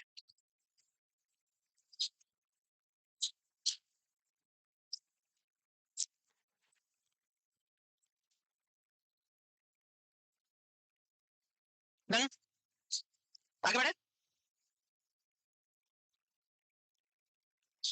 अब एक और, आपने नाम सुना द ड्रॉपिंग डाउन थ्योरी, कौन सी डिजीज से रिलेटेड है, वैसे ये क्वेश्चन आ सकता है, डबल सेटअप एग्जामिनेशन का रिलेशन किससे है, डबल सेटअप एग्जामिनेशन का रिलेशन कौन सी बीमारी से है, पहला क्वेश्चन। दूसरा, डबल सेटअप एग्जामिनेशन क्या होता है, दो क्वेश्चन बनते हैं। तो double setup examination placenta praevia में किया जाता है। डबल सेटअप का मतलब क्या है, डायग्नोसिस भी कर लेंगे और डायग्नोसिस के दौरान कुछ अनहोनी हो गई तो तुरंत सिजेरियन करवा देंगे ऑन स्पॉट। तो इसका मतलब तीसरा क्वेश्चन, डबल सेटअप एग्जामिनेशन कहां किया जाता है, ओटी टेबल पे। कब किया जाता है, सारी प्रिपरेशन पूरी होने के बाद। मतलब सिजेरियन सेक्शन के क्या क्या चाहिए, ब्लड अरेंज होना चाहिए, एनेस्थीसियोलॉजिस्ट होना चाहिए, सर्जन होना चाहिए, सब कुछ, मतलब सर्जिकल सेफ्टी चेकलिस्ट पढ़ते हैं अपन लोग। ओटी में जो तैयारी वो पूरी करने के बाद ओटी टेबल पर वेजाइनल रूट से, कौन से रूट से, हम पता करेंगे वेजिनल एग्जामिनेशन से पता करेंगे प्लेसेंटा कहां है, और इस दौरान अगर बाई चांस कुछ मिस्टेक हो गई तो उसी टाइम इमरजेंसी सिजेरियन सेक्शन करेंगे, सारी तैयारियां पहले से कर रखी है। डबल सेटअप, डबल सेटअप का मतलब करेंगे डायग्नोसिस, उस दौरान मिस्टेक हुई तो हम सब टीम तैयार है, टीम को पहले अलर्ट करके रखते हैं सब ओके है, उसी को बोलते हैं डबल सेटअप एग्जामिनेशन। तो डबल सेटअप एग्जामिनेशन क्या है, वेजिनल एग्जामिनेशन का एक टाइप है, जिसमें एक सेटअप तो यह है कि वेजिनल एग्जामिनेशन करना है, डबल का मतलब है सिजेरियन सेक्शन की तैयारी रखनी है। तो डबल सेटअप समझ में आ गया, लिखवा दूंगा पूरा, बट अपनी लैंग्वेज में समझ में आ गया। करना वेजिनल एग्जामिनेशन है, लेकिन नॉर्मल वार्ड में आईसीयू में नहीं करते, ओटी टेबल पे होगा। और सारी प्रिपरेशन पूरी कर, इंसिजन लगाने से पहले कितनी प्रिपरेशन चाहिए, एक किसी पेशेंट का सिजेरियन सेक्शन करना है, माना कि पेशेंट का पीडीवीएन नहीं है और उसको पेशेंट को इंसिजन लगाया, उससे पहले क्या क्या हमारे पास होना चाहिए, एनेस्थीसिया लग जाना चाहिए, होना चाहिए, एनेस्थीसिया टीम तैयार रहनी चाहिए, इंसिजन से पहले एनेस्थीसिया देते हैं, एनेस्थीसियोलॉजिस्ट होना चाहिए, होना चाहिए, होना चाहिए, सारे आपस में आइडेंटिफिकेशन होना चाहिए, कोई पहले ड्रग देती है तो पहले प्रिपेयर कर रखी है नहीं, ब्लड अरेंज नहीं है, कैनुला बराबर है नहीं, वर्किंग है नहीं, एक नहीं दो लाइनें चाहिए होती कभी भी ओटी में, एक लाइन अचानक से कोई खींच ले निकल जाए, आप जल्दबाजी में, आपके गाउन पहना हुआ है, आप पीछे किसके गाउन में अटके निकल गई, कभी भी याद रखना, ऐसा नहीं होता कभी कि हाँ ओटी चल रही है, कैनुला है ठीक है कर दो, कभी भी नहीं करते, एनेस्थीसियोलॉजिस्ट ओटी वाले नहीं करते, दो लाइन एक इमरजेंसी में निकल भी जाए, खींच जाए, क्या करोगे तुम अचानक। तो सारी एक्स्ट्रा ब्लड अरेंज है, टीम तैयार है, सब कुछ इमरजेंसी सिजेरियन सेक्शन करना पड़ा तो हम कर सकते हैं। तो उतनी सारी तैयारी के साथ जो एग्जामिनेशन किया जाता है वजाइना का, उसको डबल सेटअप एग्जामिनेशन बोलते हैं। करेंगे वजाइनल एग्जामिनेशन, और इस दौरान अगर बाई चांस कुछ फ्रैक्चर हो गया, प्लेसेंटा या डैमेज हो गया, तो हम क्या कर देंगे, सीएस करते हैं, बहुत रेयर करते हैं, हर कोई रिस्क नहीं लेता, बट अगर कई बार करते हैं क्लिनिकली तो ऐसे तो टीवीएस से पता कर लेते हैं, लेकिन पहले ऐसा करते होंगे तभी ये क्वेश्चन आता है बार बार, इसमें लिखा हुआ बुक में कि डबल सेटअप एग्जामिनेशन किस बार करते नहीं नॉर्मली, बस अब किताबों में पढ़ने के लिए किसमें किया जाता है और कैसे किया जाता है, आजकल अवॉइड करते हैं, फालतू क्यों रिस्क लेना जब टीवीएस से पता चल जाए तो क्यों रिस्क लेना, बट तो पहले ऐसा चलता था। तो क्या, पहले सुनो, डबल सेटअप एग्जामिनेशन ये एक टाइप का वेजिनल एग्जामिनेशन है। It is less frequently done this days, इन दिनों शायद इतना नहीं होता है, कम कर दिया। It is done in the OT under anaesthesia keeping everything ready for caesarean section. समझ में आ रही है? Palpation of the placenta on the lower segment not only conclusively confirm the clinical diagnosis but also identify its degree. न सिर्फ ये पता लगाया जाता है कि प्लेसेंटा लोअर यूटेराइन सेगमेंट में है, इससे ज्यादा ये भी पता लगाया जाता है कि कौन से टाइप का है। क्योंकि पूरा एग्जामिनेशन, क्योंकि जब बात रिस्क खत्म होगी, क्योंकि जब एकदम कंफर्म हो गया कि सिजेरियन कर देंगे, बिगड़ गया, तो फिर डर कैसा, फिर अच्छे से एग्जामिन करते हैं कितना प्लेसेंटा है, सेकंड है, थर्ड है, फोर्थ है, तो उस दौरान मिस्टेक हो भी गया तो वो मान के चलता है कि सिजेरियन कर देंगे, तो डिग्री का भी पता लगाया जाता था। स्टेप क्या है, the patient prepared for CS is placed on the OT table and IV trip is started with using a wide bore cannula. Wide bore lines, wide bore का मतलब क्या होता है, बड़ी। इमरजेंसी में कौन सी लाइन लगती है, 16। इमरजेंसी में कौन से नंबर का कैनुला लगाते हैं, ग्रे कलर का है ना, तो लाइन सेंट्रल लाइन हो तो बहुत अच्छी बात है, नहीं तो अगर कैनुला हो तो 16 नंबर का होना चाहिए। इमरजेंसी मास ट्रॉमा में कौन सा कैनुला लगाते हैं, 16 ऑप्शन में नहीं हो तो 14 भी राइट है, लेकिन ब्लड ट्रांसफ्यूजन के लिए 18, क्योंकि ब्लड कभी भी फास्ट नहीं दे सकते आप, कितनी भी इमरजेंसी हो ब्लड अपनी स्पीड से ही जाएगा। ब्लड को ऐसा नहीं है 15 मिनट पूरा कर दोगे, नहीं कर सकते आप। तो ब्लड के लिए ग्रीन कलर, मास इमरजेंसी मास ट्रॉमा के लिए 16 नंबर, 16 ऑप्शन में नहीं है तो 14, 14 ऑरेंज कलर का, 16 ग्रीन कलर का, 17 व्हाइट कलर का, 18 green, 16 grey, 17 white, 20 pink, 22 blue, 24 yellow, 26 purple है ना, 26 प्रीटर्म के लिए, 24 इन्फेंट के लिए, 22 ब्लू कलर हो गया, थोड़ी एसिडिटी सी वेन होती है उसके लिए, 20 most common, 18 green blood transfusion, छोटा छोटा, 17 नॉर्मल यूज नहीं होता बट व्हाइट कलर का आता है। Blood for transfusion should be available, blood arrange होना चाहिए, अरेंज कर रखा होना चाहिए पहले। The patient is put under general anaesthesia, patient को कौन सा एनेस्थीसिया देंगे, जनरल मतलब आईवी, आईवी एनेस्थीसिया को जनरल बोल। All these precautions are taken, पहले सारी प्रिकॉशंस और सारी अपनी जो भी तैयारी है पूरी करके रखेंगे, और सारी सावधानियां करके रखनी पड़ेगी अपने को, so that a quick surgery can be perform, ताकि अगर इमरजेंसी हो जाए तो क्विक सर्जरी की जा सके। इफ ये क्या लिखा, टोरेंटियल क्या होता है, टोरेंटियल ब्लीडिंग स्टार्ट, अगर एग्जामिनेशन के दौरान अगर ब्लीडिंग स्टार्ट हो जाए बाई चांस उस दौरान, तो अब इमरजेंसी में कुछ किया जा सके। खत्म हो गया टॉपिक, इसको बोलते हैं क्लिनिकल कंफर्मेशन भाई। लेकिन आपको टीडीएस याद रखना, अभी ये नहीं करते, बट आपको मैं क्यों पढ़ा रहा हूं, ये बाई चांस आ जाएगा डबल सेटअप, किसमें करते हैं भाई, नॉस एम्स तो दिल्ली एम्स तो पूछेगा ऐसे डिजीज के क्वेश्चन, वो ऐसे पूछेगा, वो ऐसी चीजें नहीं छोड़ेगा, जो स्पेसिफिक होता है वो पूछेगा, क्योंकि ऐसे काम कहाँ होते हैं, जो बड़ा इंस्टीट्यूट है वहीं पे होते हैं, और हमेशा एक्सपर्ट होते हैं ना, कंसल्टेंट सर्जन, वो हमेशा टिपिकल काम क्यों सिखाएंगे कैसे। थर्सरी केयर इंस्टीट्यूट का मेन काम क्या है, थर्सरी केयर इंस्टीट्यूट का मेन काम क्या है, it is a teaching institute. Patient care तो एक है, लेकिन मेन अगर नहीं होता टीचिंग इंस्टीट्यूट, तो कंसल्टेंट का राउंड चलता है तो 4-4 घंटे का क्यों चलता है। पेशेंट की साहब तुरंत पूछ लो आज के क्या है, 5 मिनट फिनिश, ये 5 मिनट 5 मिनट 20 पेशेंट 1.5 घंटे में करके घर चला जाओ। वो एक पेशेंट को आधा घंटा क्यों लगाता है, और सेम सेम पेशेंट को कल हो चुका है शाम को राउंड, आज सेम पेशेंट को भी आधा घंटा क्यों लगाता है बताओ, ताकि जो कर रहे हैं वो कोर्स उसको सिखाया जा सके। तो tertiary care institute is research institute, it is teaching institute, तो इस टीचिंग का मेन काम है। तो कंसल्टेंट तो चाहेंगे ना कि जो टीचिंग करे उसको ये चीजें पता चले, तो चाहे जरूर किसके हिसाब से भी हो वो तो करवाएंगे ना, ध्यान से नॉलेज भी तो बढ़ेगा। नए बैच आ रहे हैं ना, 6 महीने से बैच आता है, अपना 9 से 6 महीने से क्यों हुआ, ये फीलिंग दिलवाने के लिए कि you are officer, your work is your work is basically to insert rectal tube but you are officer. हाँ सच में हमारा नाम यही है, rectal tube insertion technologist. Enema लगाना काम किसका है, तो रेक्टर ट्यूब किसको बोलते हैं, एनिमल को बोलते हैं। Bed sheet change supervisor, bed sheet change कौन करेगा, वार्ड बॉय। आप उसको खड़े होकर सही थोड़ा सा हेल्प करोगे उसको। हाँ तो आप क्या सोचते हो, तुम वहां जाके हमारा चेंबर होगा ना, हमारा चेंबर कौन सा है, तुम्हारा चेंबर, चेंबर मेंबर कुछ नहीं होता। देखो लाइफ में पहले से तय रखो हमें ये काम करने पड़ते हैं ताकि कभी दुख नहीं होगा, और ना तुम मान लो बहुत ऊंचा बाद में पता चले ना मोटे दर्शन घोटे, ऐसा नहीं, पहले मान के चलो ये काम करने पड़ते हैं तभी दुख नहीं होगा कभी, सच कह रहा हूँ।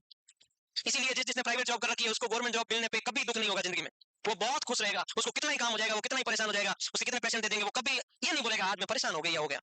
और जिसने कभी प्राइवेट हॉस्पिटल में काम नहीं किया है वो रोजाना कंप्लेन करेगा आज मेरे पास 2 पेशेंट थे, आज मेरे ज्यादा काम था, मेरे पास वाले के पास में कुछ काम ही नहीं था, उस बेवकूफ ने मेरी हेल्प ही नहीं की। और प्राइवेट वाला अपना काम करके भी दूसरे की हेल्प कर लेगा, वो बोलेगा हे भगवान प्राइवेट में क्या, सच में। तो भाई कंपैरिजन कब होता है, जब आपने पहले उससे 5 गुना कम सैलरी में उससे ज्यादा काम कर रखा है, सब कंपैरिजन है। पहले कर ही नहीं रहेगा उसको, आपको तो लगेगा ना कि ये तो क्या है, मेरे पास वाले के पास कम पेशेंट है, तुम कंपैरिजन किससे कर रहे हो, पास वाले से, तुम प्राइवेट जॉब से करो तब आए आनंद। इसीलिए पहले मान के चलो कुछ कुछ काम है अपने वो हमें करने हैं, ये कहीं नहीं लिखा है पसंद है या नहीं है, हमें करने, it's my duty to do work in proper way. मन लगा के अपनी बेड सीट वही ना, रिंकल तो दूर की बात है, अपनी घर पे बेड शीट ही ना हो, पेशेंट की बेड शीट में रिंकल्स नहीं होने चाहिए, ध्यान रखना ये बात इंपॉर्टेंट है, पेशेंट केयर इज इंपॉर्टेंट। अब लड़कों की जिम्मेदारी है अपने 20% को बचा के रखना, वरना किसी दिन खोपड़ी खिसकी ना एम्स की वो कर देगा 100-0।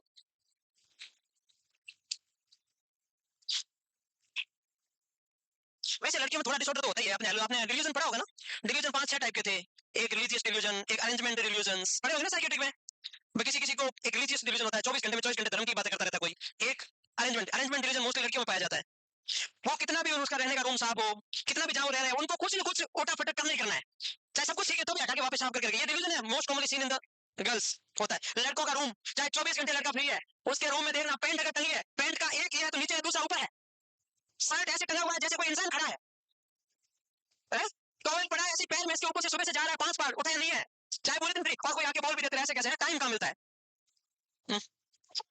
तो शादी का मतलब ये है कि काम लड़की करेगी, ये कहाँ लिखा हुआ है, कोई जरूरी थोड़ी है कोई जरूरी नहीं, ऐसा कोई जरूरी नहीं है कि घर का सारा साफ सफाई का काम लड़की करेगी, ये तो कौन सी बुक लिखा है? करना पड़ता, कोई जरूरी नहीं है, सरासर झूठ है, ऐसा कुछ नहीं है। अच्छा मैं कौन सा करता हूँ? नहीं मैं कहता हूँ, मैं ऐसा कुछ नहीं करता, बस कहता हूँ, कहने में क्या जाता है। आगे बढ़े।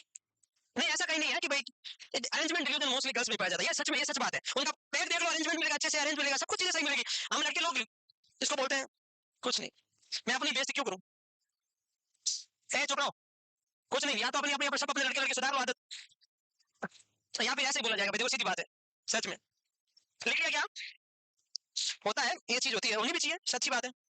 कम से कम लड़कियों से सीख सकते हैं हम लड़कियों से देखो 4-5 चीजें सीख सकते हैं। पेट तो मैंने आपको बताया, पैसे बचाने, एक खाना खाना, लड़की खाना खाएगी पिस्टल फैलेंजेस के अलावा कहीं पता नहीं चलेगा। हाँ, और लड़के खाना खाएंगे उसके एल्बो से निकलेगा पानी, वैसे हाथ पूरा खराब है, ये वैसा होता है कि नहीं होता, ऐसे खा रही है, वैसे आ रहा पानी। और दूसरी बात और सुनो, ऐसे मजाक नहीं करना, सच में सीखना चाहिए। 8 बजे आपकी ड्यूटी शुरू होती है, लड़कियों की एक खास बात और 8:35 तक भूख लग जाती है, और भूख सिर्फ बैग खोला, बैग में से टिफिन खोला, प्लास्टिक वाला आवाज आने वाला कट से, उनमें से एक पीस लिया, भूख शांत। लड़के ऐसा नहीं करते, खाने बैठेंगे तो डाइटिंग पे होने पे 3-4 का खा जाते हैं, ये सब लोग। और लड़कियां सिर्फ ऐसे किया, टिश्यू पेपर भी 2 उठाए, ऐसे ऐसे किए, हो गया फिनिश, पता ही नहीं चला, नाखून का पता नहीं चला। तो सच में एक दिन ऐसे ही मैं यहाँ क्लास में रहने के बाद मैं यहाँ चावल खा रहा, राइस पता आपको, मैं लड़कों का इतना कुछ है नहीं, चम्मच आ जाए तो ठीक है, नहीं आए तो ठीक, भाई चांस में हाथ से चावल खाना शुरू कर दिया। जिंदगी भर हमने तो हाथ से खाए भाई चावल। यहाँ पर कुछ स्टूडेंट आ गए 2-3, सर हाथ से चावल कौन खाता है? मैंने किससे खाते भाई, किससे खाते चावल, क्या दही हाथ से कौन खाता? मैंने कैसे खाते हैं, सच में नहीं पता मुझे। दाल, अरे और छोड़ो, बहुत सारी रहने दो रे, मैंने ऐसा कहीं, मेरे को किसी ने बोला था, हो सकता है ये जगह नहीं हो, बट कहीं। चलो अब आता कॉम्प्लिकेशन, सुनो, ये है प्लेसेंटा। मैं सारी चीजें क्या बताऊं आपको, मैं सीख जाओ, बस लड़कियों से सीख रहा हूं, तुम फायदे में रहोगे, ये सच है, मजाक नहीं है, बहुत सीधे सिखाऊंगा आपको टाइम टाइम से। भाई प्लेसेंटा प्रीविया होगा तो ब्लीडिंग होगी कि नहीं होगी? होगी ना, तो ब्लीडिंग होगी तो फिर ब्लीडिंग में क्या निकलेगा, खून, तो हेमरेजिक शॉक होगा कि नहीं होगा?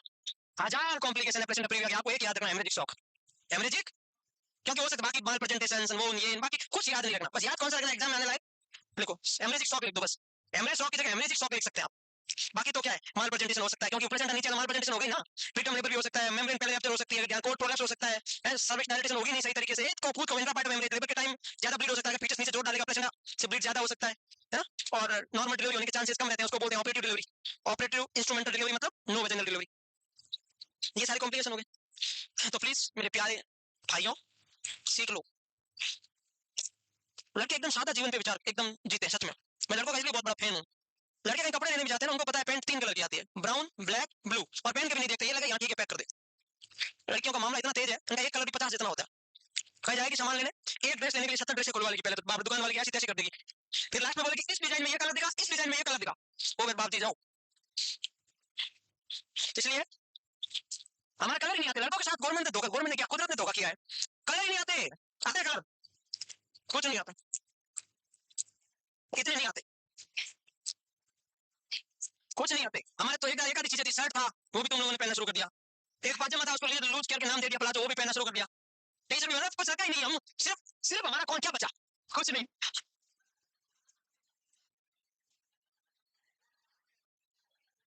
कौन बोला ये?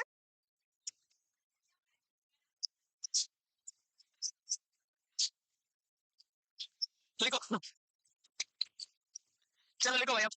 हम्म,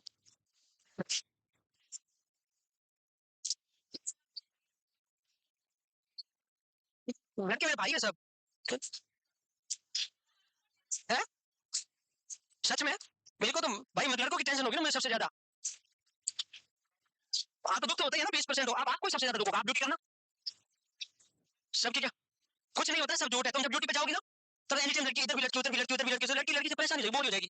तूने आज क्या बनाया? मैंने बैंगन बनाया, तूने क्या बनाया? आलू बनाया, यही होगा, क्या बनाया, किसको बनाया, बस। चलो नेक्स्ट, लिखो पोस्टमार्टम। नहीं है, तुम पता ही नहीं है तुम्हें कुछ भी, हम बने 1000 बार इसलिए कह रहे हैं, पता चलो लिखो नेक्स्ट। आज सबको आपको लगता है ये कोई कॉमेडी सोच रहा है, बेवकूफ पढ़े कर लो। सर अभी क्लास देख रहे हैं सोच रहे होंगे क्या हो रहा है। थोड़ा बहुत हंसना भी जरूरी होता है। नहीं ऐसा जरूरी नहीं है कि सच में हर जगह बैलेंस होना जरूरी है, मेरा ये कहना है। भाई तुम देखना कभी एक लड़की दूसरी लड़की से ड्यूटी चेंज करने का बोलेगी ना, तो नहीं मेरा तो एक्चुअली सुबह मेरे से उठा नहीं जाता, ऐसे बोल के नहीं करते, ऐसा होता है दिक्कत। भाई 50-50 हो तो आपके पास में ऑप्शंस होते हैं, तो बराबर ठीक चलती रहती गाड़ी, नहीं एक तो बाहर ज्यादा एक तो बाहर कम। अब लड़की से दिलवाओ सीपीआर, दिलवाओ सीपीआर, नहीं दे पाएगी। यस और नो, हमने देखा है आंखों से। और हम ये चीज ऑन स्पॉट बोलते हैं, ये मजाक नहीं है। ये इमरजेंसी में लड़की ड्यूटी कम ही रखते हैं, इसलिए कम रखते हैं। इमरजेंसी कंडीशन में पेशेंट को ट्रांसफर करना है, नहीं हो पाता, जरूरी नहीं, इतना नहीं, ऐसा नहीं कि लड़की स्ट्रांग नहीं होती, लड़की का माइंड बहुत तेज होता होगा, लेकिन एक फिजिकल स्ट्रक्चर की बात करो, सीपीआर देना हो इतना इफेक्टिव तरीके से नहीं दे पाती जितना लड़के दे पाते है ना। अब एक बात सोचो, नहीं होता कितने का इमरजेंसी कंडीशन में बोल देते। अब देखो अब एक बाई चांस, एक तो पुराना एम्स है जोधपुर का, सेकंड 7 एम्स इंडिया में कितने सेकंड फेज तक है, 7 एम्स, एक दिल्ली और 6 दूसरे, उसके बाद कंडीशन खराब है। नो ये जो 80-20 कब हुआ, थर्ड फेज के बाद हुआ, पहले तो स्टाफ आ रखे ना, हम तो पुराने, हमारे टाइम तो मैक्सिमम लड़के आते थे, तो हमारे तो दिक्कत नहीं होगी। लेकिन इस 2012 के बाद में जो भी एम्स बने, लास्ट वाले 15 एम्स, इसमें सब लड़कियां हैं। अब बताओ लड़कियां हैं तो लड़कियों की कभी कभी शादी तो होगी, शादी होगी मैटरनिटी लीव पे जाएगी, दिवाली पे एक दिन के लिए जाती है, अगर कोई स्टाफ छुट्टी पे जाता है जाती है तो भी बैलेंस बिगड़ जाता है। जब मैटरनिटी लीव पे जाएगी तो उसका हक है छुट्टी, फिर कैसे बैलेंस सेट करोगे, अपने आप ही करेंगे, ये T20 हटाएंगे, हटाना पड़ेगा, क्या करोगे तुम, अभी नहीं हटेगा, 5 साल बाद किसी के कहने से नहीं। जब जो लड़कियों ने ज्वाइन किया उनकी शादी होगी, तो 80% लड़कियां ही है, और शादी तो सबकी होगी, और सबकी होगी तो कभी ना कभी सबके बच्चे होंगे, तो जाएगी 10 से एक साथ, तो आएगी तो लड़कियां ना, 50% लड़के भी तो होते तो ठीक रहता है ना मामला। तो फिर कोई बात नहीं, और क्या जाएगी, तो तुम लड़कियां लड़कियों से बोर होगी, देख लो तुम्हारा लड़का कैसे है।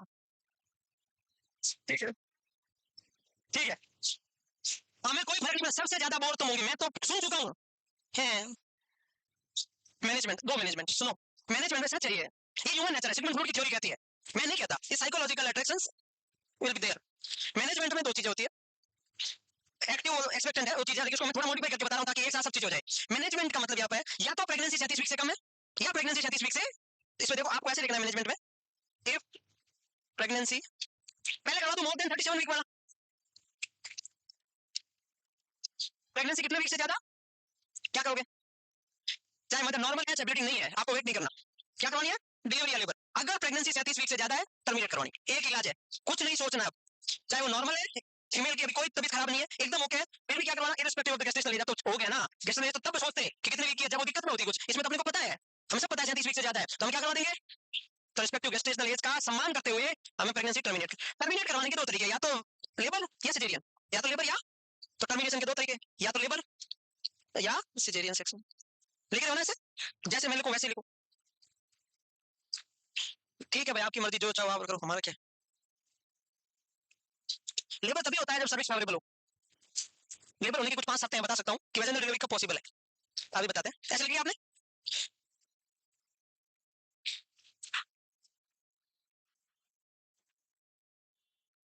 आगे बढ़े, पहले है लेबर, लेबर तभी होता है, क्राइटेरिया ऑफ लेबर, लेबर तभी हो पाता है, पहला क्राइटेरिया सर्विक्स फेवरेबल हो, क्या हो, फेवरेबल का मतलब है डायलेटेशन हो रहा है, प्रोग्रेसिव इफेसमेंट भी हो रही है, मतलब लेबर में जो चाहिए ना कि सर्वाइकल डायलेटेशन इफेसमेंट और लेंथ कम होना, सर्विक्स लेबर के अकॉर्डिंग एडेप्टिव है, सर्विक्स फेवरेबल है।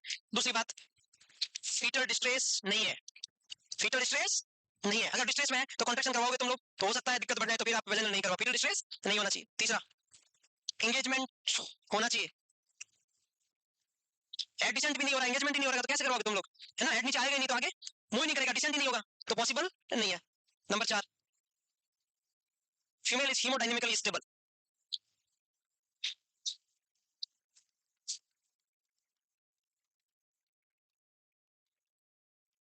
हीमोडायनेमिकली स्टेबल का मतलब क्या है, एनीमिया भी नहीं है, वाइटल नॉर्मल है, एनीमिया नहीं है, वाइटल नॉर्मल है, फीटल मदर सब नॉर्मल, मतलब मदर के सारे पैरामीटर नॉर्मल है, उसको ज्यादा कोई दिक्कत वाली बात नहीं है, उसके ज्यादा सीवियर एनीमिया नहीं है।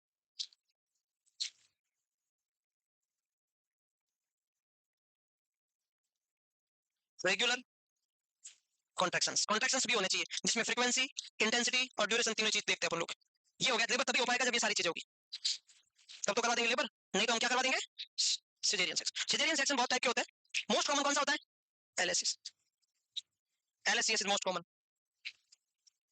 एलएससीएस इज मोस्ट कॉमन, इसका क्या कारण है वो हम पढ़ेंगे वहां, लेकिन 1% ऑफ ऐसा है जिसमें एलएससीएस नहीं करते, सेंट्रल फोर्थ, उसमें करते मतलब कॉन्ट्राइंडिकेशन नहीं है, बट यूएससीएस पहली प्रायोरिटी है, प्रेफरेबल वो है, क्यों है अभी बताऊंगा, ये लिख लिया, लिख लिया क्या ये बात,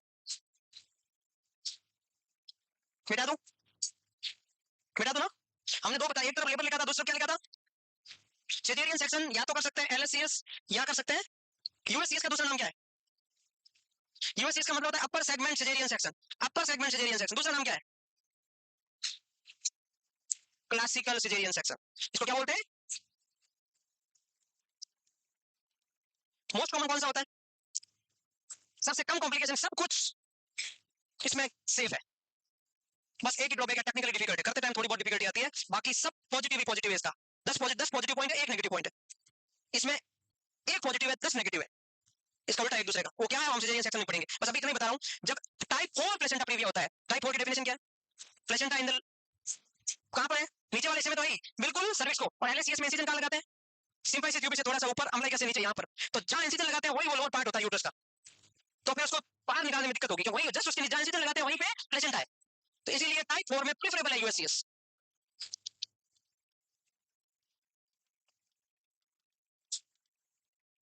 बाकी में सब एलएसीएस करना ही मोस्ट कॉमन है, बस अगर बाई चांस आ जाएगा टाइप 4 में कौन सा सिजेरियन सेक्शन करते हैं, सेंट्रल प्लेसेंटा प्रीविया में, तो आप बोलोगे यूएससीएस करते हैं, क्योंकि जहां इंसिजन लगाते हैं वहीं पर वो है, तो जस्ट तो थोड़ा सा उसमें कॉम्प्लिकेशन होने के चांसेस रहते हैं, इसलिए थोड़ा सा ध्यान रखना है। ये तो हो गया मोर देन 37 वीक, जिसमें कुछ बनता ही नहीं है। जो क्वेश्चन आएंगे वो लेस देन 37 वीक पे आएंगे, वो थोड़ा ज्यादा कॉम्प्लिकेटेड है मैनेजमेंट। एक्सपेक्टेंट मैनेजमेंट का मतलब क्या होता है? एक्सपेक्टेंट का मतलब क्या होता है? ऑब्जर्व करना, वेट एंड वॉच। एक्सपेक्टेंट का मतलब आराम से देखो, ठीक है नहीं हो रहा है तो फिर करो, और एक्टिव का मतलब क्या होता है? अभी करवा दो। तो यहाँ पर लेस देन 37 वीक है, तो हमें एक्सपेक्टेंट और एक्टिव की तरफ जाना है, देखते हैं क्या होता है। मोर देन 37 वाला समझ में आ गया, पूरा आ गया। अब देख लो वापस, मिटा दो, मिटा दो क्या, मिटा दो क्या? मैनेजमेंट में एक तो था मोर देन 37 वीक, इसके अंदर या तो लेबर या सिजेरियन सेक्स। अब दूसरा है less than 37 week, pregnancy. Pregnancy कितने वीक की है, दूसरा क्या लिखोगे? Less than 37 week. Less than 37 week में दो कंडीशन डेवलप होती है। प्रेगनेंसी 37 वीक तक नहीं पहुंची, 37 वीक मतलब 259 डेज, 37 वीक तक नहीं पहुंची है, इसका मतलब अभी तक बेबी क्या है? प्रीटर्म है ना। तो अगर प्रेगनेंसी, देखो यहां से सुनना अच्छे से, सीधी बात याद रखना, 37 वीक से कम है, अगर प्रेगनेंसी 37 वीक तक नहीं पहुंची है, इसमें दो condition, female is haemodynamically stable और नॉट, एक क्वेश्चन आना चाहिए, फीमेल इज हीमोडायनेमिकली स्टेबल और नॉट, तो क्या एक में लिखो फीमेल इज हीमोडायनेमिकली स्टेबल।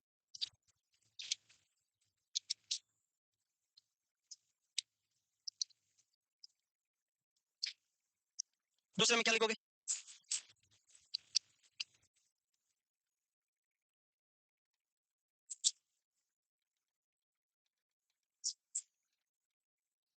आप मेरे को बताओ, प्रेगनेंसी 37 वीक से ज्यादा है, दोनों में कम है? भाई दोनों में कम है या एक में ज्यादा है? तो दोनों में कम है। एक में फीमेल हीमोडायनेमिकली स्टेबल क्या मतलब होता है अभी बताऊंगा। एक में फीमेल एकदम ठीक है, एक में ठीक नहीं है, तो अगर जिसमें ठीक नहीं है उसमें क्या करेंगे? सेम वही मेथड यूज करेंगे जो 37 से ज्यादा वाला था। अगर फीमेल हीमोडायनेमिकली स्टेबल नहीं है, टर्मिनेशन ऑफ प्रेगनेंसी, इसमें कुछ पढ़ना ही नहीं है, इसको बोलते हैं, अगर फीमेल हीमोडायनेमिकली स्टेबल नहीं है उसको बोलते हैं एक्टिव मैनेजमेंट। कौन सा मैनेजमेंट? एक्टिव मैनेजमेंट का मतलब है अभी हमें एक्शन लेके प्रेगनेंसी को टर्मिनेट करना पड़ता है, एक्टिव का मतलब है अभी टर्मिनेशन करना। समझ में आई बात? तो एक्टिव मैनेजमेंट किसको बोलेंगे? अभी करना है, उसको एक्टिव बोलते हैं। अब एक्टिव मैनेजमेंट या तो लेबर या सिजेरियन सेक्शन, जो उस हिसाब से लेबर किसमें करते हैं और सिजेरियन सेक्शन किसमें करते हैं मैंने बता दिया। सब कुछ ठीक है तो लेबर करवा लो, सर्विस अवेलेबल है तो, और नहीं है तो सिजेरियन सेक्शन करवा लो। सेम वही अभी बात बताई थी ना 37 वीक से ज्यादा वाली, वो यहाँ पर लागू होगी कि फीमेल हीमोडायनेमिकली स्टेबल नहीं है तो हम एक्टिव मैनेजमेंट, एक्टिव मैनेजमेंट का मतलब टर्मिनेशन, टर्मिनेशन दो तरीके से, या तो सिजेरियन या लेबर। लेबर किसमें कर सकते हैं? अगर सर्विस अवेलेबल है, बाई चांस सब कुछ ठीक लग रहा है, बाई चांस लग रहा है, डॉक्टर रिस्क लेने के लिए तैयार है तो ठीक है, नहीं तो मोस्टली सिजेरियन ही होगा। हीमोडायनेमिकली स्टेबल नहीं है तो मोस्टली सिजेरियन सेक्शन ही करेगा डॉक्टर। और बाई चांस क्या लेबर की प्रोग्रेस स्टार्ट हो चुकी है, डॉक्टर को लगता है कि नहीं सर्विस वैलिडेशन अभी हो सकता है, बाई चांस, पर मोस्टली सिजेरियन सेक्शन ही होता है 99%, जब भी फीमेल हीमोडायनेमिकली स्टेबल नहीं होती 99% सिजेरियन ही होता है। बट ऑप्शन रखते हैं कि अगर लेबर प्रोग्रेस स्टार्ट हो चुका तो क्या पता 1 घंटे में हो रहा होगा। समझ में आ गया? लेस देन 37 वीक के अंदर पहली कंडीशन कि हीमोडायनेमिकली स्टेबल नहीं है, और दूसरी बात हीमोडायनेमिकली स्टेबल है। दूसरी बात में क्या पढ़ने वाले? हीमोडायनेमिकल स्टेबिलिटी डेफिनेशन क्या है? क्या होता है हीमो, पहले साइड में ब्रैकेट बना के लिख दो, हीमोडायनेमिकल स्टेबिलिटी क्या होती है? ये तो हर जगह यूज होता है एमएसएम वर्ड। मदर के वाइटल नॉर्मल, मदर के vitals expected, active vaginal bleeding नहीं है अभी, मतलब अभी ब्लीडिंग पिछले 1-2 दिन से या 2-4 दिन से ब्लीडिंग नहीं हो रही है, एक्टिव ब्लीडिंग एब्सेंट, इसका मतलब ठीक है रिस्क नहीं है अभी। एक्टिव ब्लीडिंग, क्योंकि प्लेसेंटा प्रीविया में क्या होती है? ब्लीडिंग ही तो होती है। Active bleed is absent, foetal heart sound okay, मतलब फीटल डिस्ट्रेस नहीं है। यहाँ पर ये भी लिख सकते हो नो फीटल डिस्ट्रेस, वो भी हीमोडायनेमिकल स्टेबिलिटी में आता है क्योंकि प्लेसेंटा से बराबर ब्लड बच्चे को पहुंच रहा है, तो यहाँ से भी लिख सकते हो नो फीटल डिस्ट्रेस, मतलब फीटल हार्ट साउंड ओके, या लिख दो नो फीटल डिस्ट्रेस, तो दोनों में से कोई भी बात लिखो। नो एनीमिया, एनीमिया भी नहीं होना चाहिए, सीवियर एनीमिया तो फिर आप कंटिन्यू कैसे करोगे? इसको बोलते हैं हीमोडायनेमिकल स्टेबिलिटी। समझ में आ गया? यस एनीमिया नहीं है, फीटस ठीक है, ब्लीडिंग भी नहीं है, वाइटल भी ओके है, तो हॉस्पिटल में एडमिट करके कुछ नहीं करना है, ओनली ऑब्जर्वेशन में रखना है, ओनली ऑब्जर्वेशन में रखना है। और मदर को स्टेरॉइड इंजेक्शन देना पड़ता है। क्यों देना पड़ता है? आपने केडियम पढ़ लिया। क्यों देना पड़ता है? क्योंकि लंग्स मैच्योर, बाई चांस आज ओके कल ओके नहीं है, तो भाई फीमेल 32 वीक की प्रेगनेंसी एग्जांपल, सब कुछ ठीक है, कोई ब्लीडिंग नहीं है उसके, वाइटल ठीक है, आज उसके कोई ब्लीडिंग नहीं है, कल के दिन भयंकर ब्लीडिंग होगी, तो हमें करवाना पड़ेगा नहीं करवाना पड़ेगा सिजेरियन सेक्शन या लेबर? तो उस समय बच्चा तो लंग्स तो मैच्योर नहीं होगा ना उसके, तो हम एंटीनेटल स्टेरॉइड जरूर देना पड़ेगा। एंटीनेटल स्टेरॉइड दे दो मदर को और उसको वेट एंड वॉच के लिए रखना है। समझ में आई बात? तो यहाँ पर क्या है, female is haemodynamically stable, continuation of pregnancy. अब ये मत बोलना सर हेमोडायनेमिकल स्टेबिलिटी क्या होती है, इन पांचों को मिला के बोलते हैं, मतलब सब कुछ ओके होना हेमोडायनेमिकल स्टेबिलिटी कहलाता है। Continuation of pregnancy with close observation. Close observation का मतलब क्या होता है? 24 आवर ऑब्जर्वेशन। इसका मतलब एडमिशन ले सकते हैं ना, आईपीडी ट्रीटमेंट करना, ट्रीटमेंट कुछ नहीं देना, एक बार स्टेरॉइड लगा दो, एक बार घंटे बाद और लगा दो, बीटामेथासोन हो गया, बाकी आराम से हॉस्पिटल में सोते रहे। कोई भी एपीएस के पेशेंट को डिस्चार्ज नहीं करते अगर एक बार ब्लीडिंग हो जाए, ऐसा गाइडलाइन है। हॉस्पिटल में ट्रीटमेंट करना चाहिए, क्या पता कब सीरियसनेस हो जाए। तो continuation of pregnancy with close observations और give antenatal steroid. Give purpose पता है? To fetal maturity.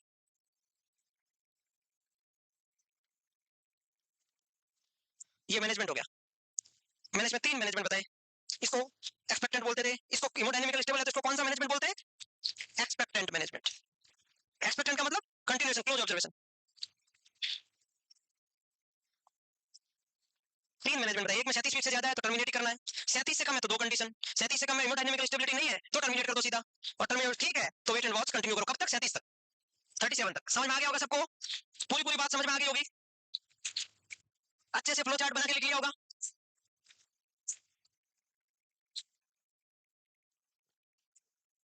आगे बढ़ू, अगर बाई चांस कल के दिन एग्जाम में क्वेश्चन आ जाए, man focus in placenta praevia female is safe delivery, safe mother, safe baby, मतलब सेफ मदर सेफ होनी चाहिए, बेबी सेफ होना चाहिए, उसके लिए चाहे अभी डिलीवरी करवानी पड़े तो करवाओ। अगर फीटस को डिस्ट्रेस हो गया, ऐसे नहीं बोलना नहीं हम तो 37 तक कंटिन्यू रखेंगे, तो क्लोज ऑब्जर्वेशन से ही पता चलेगा कि हमने प्रेगनेंसी कंटिन्यू करनी कि नहीं। अब देखो आज एकदम एग्जांपल के लिए सोचो आप 33 वीक की प्रेग्नेंट फीमेल है, वो एकदम हीमोडायनेमिकली स्टेबल है, कुछ भी प्रॉब्लम नहीं है अभी उसके, तो आप क्या बोलोगे? आज कंटिन्यू रखो। और अगर कल उसकी ब्लीडिंग हो जाती है बाई चांस, तो आपको क्या करना पड़ेगा? अगर फीटस डिस्ट्रेस हो जाता है तो डिलीवरी करवानी पड़ेगी, आपको किसी हालत में टर्मिनेट करनी पड़ेगी। तो रोजाना का रोजाना फीडबैक से ही पता चलेगा। तो मेन फोकस है safe foetus, safe mother, safe delivery, और ये तभी हो पाएगा जब पेशेंट आईपीडी में रहेगा, एडमिटेड रहेगा, है ना? समझ में आ रही बात मैं क्या कह रहा हूँ? आपने आज सब कुछ होकर घर भेज दिया, कल बाई चांस ब्लीडिंग होगी, वापस आई तब तक बिगड़ गया, बच्चे की डेथ भी हो सकती है ना, इसलिए सेफ मदर, सेफ फीटस, सब कुछ समझ में आ गया सब? अब मिटा दूं? मिटा सकता हूँ? मैनेजमेंट भी हो गया, कॉम्प्लिकेशंस भी हो गए, हेमोडायनेमिकल स्टेबिलिटी की डेफिनेशन पता चल गई, सर्विक्स फेवरेबल कब लेबर कब हो सकता है वो क्राइटेरिया पता चल गया। पर्पस क्या होता है, मतलब फोकस क्या है? बस stop bleeding, safe pregnancy. Warning haemorrhage को इग्नोर नहीं करना चाहिए कभी भी। वार्निंग हेमरेज का मतलब क्या? ये लाइन आपको लिख देनी है, वार्निंग बाद में लिखना है, एक मिनट सुन लो, बट लिख देनी है। वार्निंग हेमरेज का मतलब मदर कोई भी आए 28 वीक के बाद में किसी प्रकार का कोई हेमरेज का कॉम्प्लिकेशन लिखा, आप उसको हल्के में नहीं लेना है। क्या पता एपीएच है तो दूसरे एपीएच के अंदर प्रेजेंट प्रीविया या ब्रूसियो है, तो क्या क्या लिखा है? Purpose of management stop bleeding, safe pregnancy, इसके साथ में ऐसे भी लिख देना सेफ बेबी और safe mother.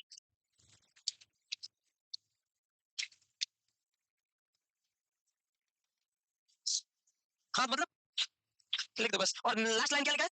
All cases of APH, सुनो please, all cases of, even if the bleeding is slight or absent, यहां तक कि चाहे ब्लीडिंग रुक भी गई है, by the time of patient reach to the hospital, घर पे हुई थी अब नहीं हुई है, तो उसको भी आपको हल्के में नहीं लेना है, उसको एडमिट करना, क्या पता रुकी घर जाने में वापस होगी, तो एपीएस को ट्रीट क्लोज ऑब्जर्वेशन में करना। ये मेरा इतना ही कहना था, बाकी सब मोह माया खत्म होगी। डेफिनेटिव का मतलब क्या होता है? फाइनल। फाइनल का मतलब होता है परमानेंट। तो अगर क्वेश्चन आ जाए कल के दिन, ये मेरे हिसाब से आ जाए तो तुम्हारा गलत नहीं होगा, ये definitive treatment of placenta previa termination. भाई फाइनल ट्रीटमेंट क्या है? जब प्लेसेंटा प्रीविया सॉल्व कैसे होगा? परमानेंट डिलीवरी करवाओगे कुल मिला के, जैसे लेबर हो या किसी कुछ भी हो, तो या तो याद रहेगा ना, definitive treatment of placenta previa is delivery. Delivery का मतलब ये नहीं होता वैसे, डिलीवरी का मतलब बेबी को बाहर निकालना, बस प्रेगनेंसी खत्म करने को डिलीवरी बोलते हैं, चाहे कैसे भी करो। हाँ जी, क्या क्या? प्लेसेंटा प्रीविया में कौन सी पोजीशन देते हैं? सेमी फाउलर, हेड एलिवेटेड, और किसमें? समझा नहीं मैं। हाँ दे सकता, साइड लाइन उसके साथ में दोनों बात लिखी हुई है, हेड एलिवेटेड साइड लाइन, ये दिख रहा है दोनों, लेकिन एब्रुप्सियो प्लेसेंटा में ये पोजीशन नहीं देते, टेंडल लाइन बस देते हैं। मैंने भी सोचा किसी ने पूछा क्यों नहीं।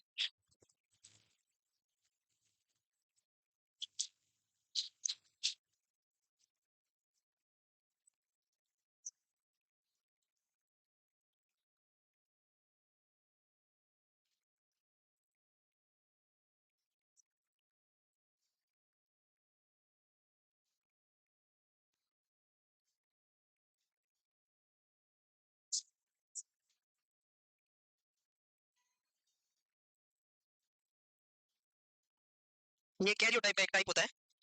इसकी स्टडी जेनेटिक में पढ़ते हैं अपन, बट मैं आपको समझाऊंगा कभी कॉपी में। ये अलग अलग टाइप होते हैं। जब डेवलपमेंट होता है ना, कैरियोटाइप क्रोमोसोमल एब्नॉर्मलिटी है, कभी एक क्रोमोसोम मिल गया, कभी दो क्रोमोसोम मिल गए, कभी तीन, तो कौन से में ज्यादा देखने को मिलता है, ये क्वेश्चन पूछा हुआ है। कौन से कैरियोटाइप के अंदर ये ज्यादा देखने को मिलता है? इसका आंसर क्या था?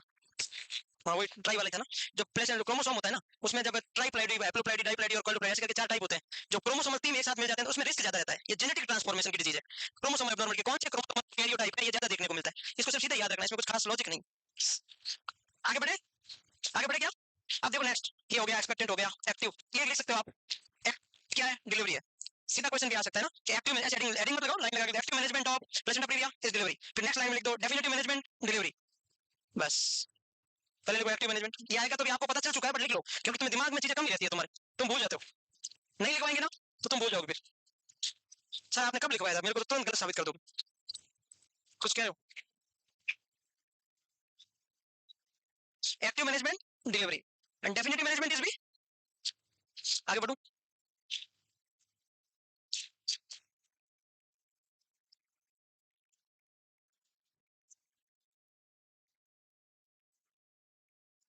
दोनों बातें हो गई।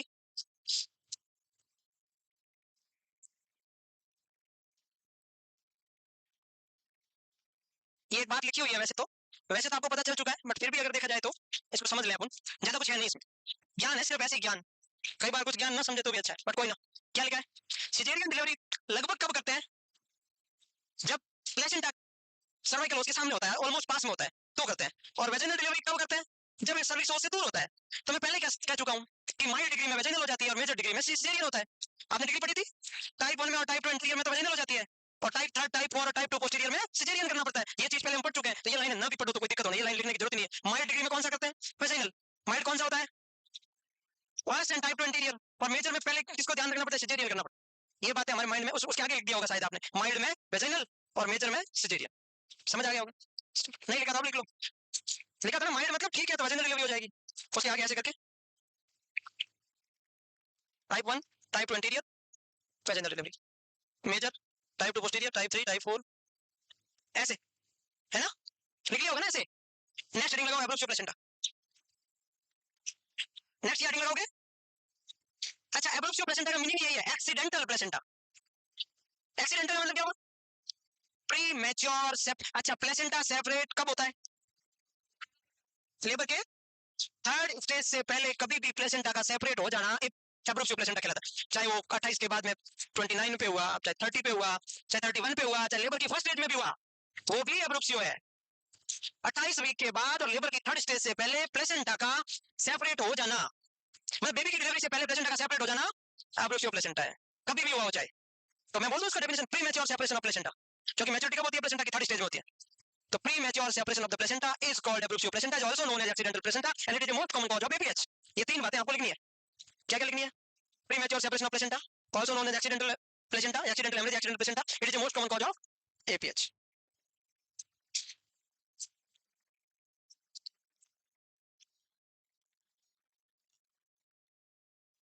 पूरे 2 घंटे लगे प्लेसेंटा प्रीविया पढ़ने में, लेकिन मुझे ऐसा लगता है कि आपको सुकून हुआ होगा, पढ़ के पूरा समझ आया होगा, लगा होगा कि हाँ ठीक है।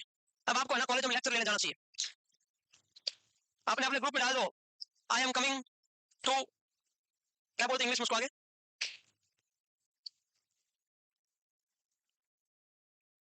कि मैं लेक्चर लेने आ रहा हूँ, इसमें इंग्लिश बनाओ ना। कैसे बनेगा? पता नहीं ये क्या बोला है, इनकी इंग्लिश लड़कियों की अलग ही होती है। अपन जो कोई भी है ना नई इंग्लिश सीखता है वो पूरे पूरे वर्ड बोलता है आराम से, वाटर, आई एम गोइंग, एक पूरी सीख रखी बोलता है गोना है, वैसे मतलब इंग्लिश भी अलग अलग होती है ना, पूरी सीखी हुई बहुत आराम से बोलते हैं। हम तो ऐसे बोलते हैं pre mature separation of placenta, bleeding occurs occurs, पहले मैं इसको ऑकर्स पढ़ता था, ऑकर्स ड्यूरिंग, तो प्री मैच्योर सेपरेशन ऑफ। जब हमने पहली बार इंग्लिश सीखी ना, मेरे टीचर ने जो बताया मैं बता रहा हूँ कि जिसके पीछे ई लग जाए उसको बोलते हैं ए, और ए लग जाए उसको बोलते हैं आ। सच में। तो ये क्या है? सेपरेशन। सॉल्यूशन तो बाद में पता चला सॉल्यूशन से, मैं तो इसको बोलता था सेपरेटियन। फिर धीरे धीरे सीखा कि अच्छा मामला कुछ और है, सॉल्यूशन कहीं और है। चलो पढ़ लिया आपने प्रीमेच्योर सेपरेशन ऑफ प्लेसेंटा। अब सुनो, it is very actually crucial disease types. क्या पढ़ेंगे? नहीं लिखा क्या? तो उसके भी टाइप पढ़े थे ना भाई, डेफिनेशन के बाद उसके भी टाइप पढ़े थे, तो इसके भी टाइप पढ़ते हैं। ये 3 टाइप का होता है, प्लीज सुनना। देखो आपको अगर समझ में आ गया, ये ना बुक देसी दत्ता बुक होती है ओबीसी की, तुम खोल के देखा करो, आपके पास होगी पीडीएफ। मैं कहता हूँ देखा करो, ये 15-15 पेज में दिए हुए हैं। मैं तो आपको 4-4 पेज में पढ़ा रहा हूँ, सोचो कितना ऐसे हमने कंसोलिडेट नोट्स को कहां-कहां सेट किया होगा। जब तुम खुद पढ़ोगे ना, तो आपको कम से कम 10-10 पेज पढ़ने पड़ेंगे एक डिजीज के। मतलब एक डिजीज कम से कम इतनी सारी बड़ी होती है, तो आप समझ लो, तो आपको आराम से पढ़ोगे तो दिक्कत नहीं होगी। एक बार पढ़ना जरूर। ओबीसी की बुक कौन सी है? देसी दत्ता ही है। देसी दत्ता में देखना, इससे क्या होगा, आप इमेज देख पाओगे। इमेज मैं दिखा रहा हूँ, आप खुद देखते हो, बहुत फर्क है, आपको याद हो जाएगा। ये मत सोचो कि सबने पढ़ा दिया, नहीं, आपको पढ़ना है, देखना है क्या जाएगा पन्ना पलटने में।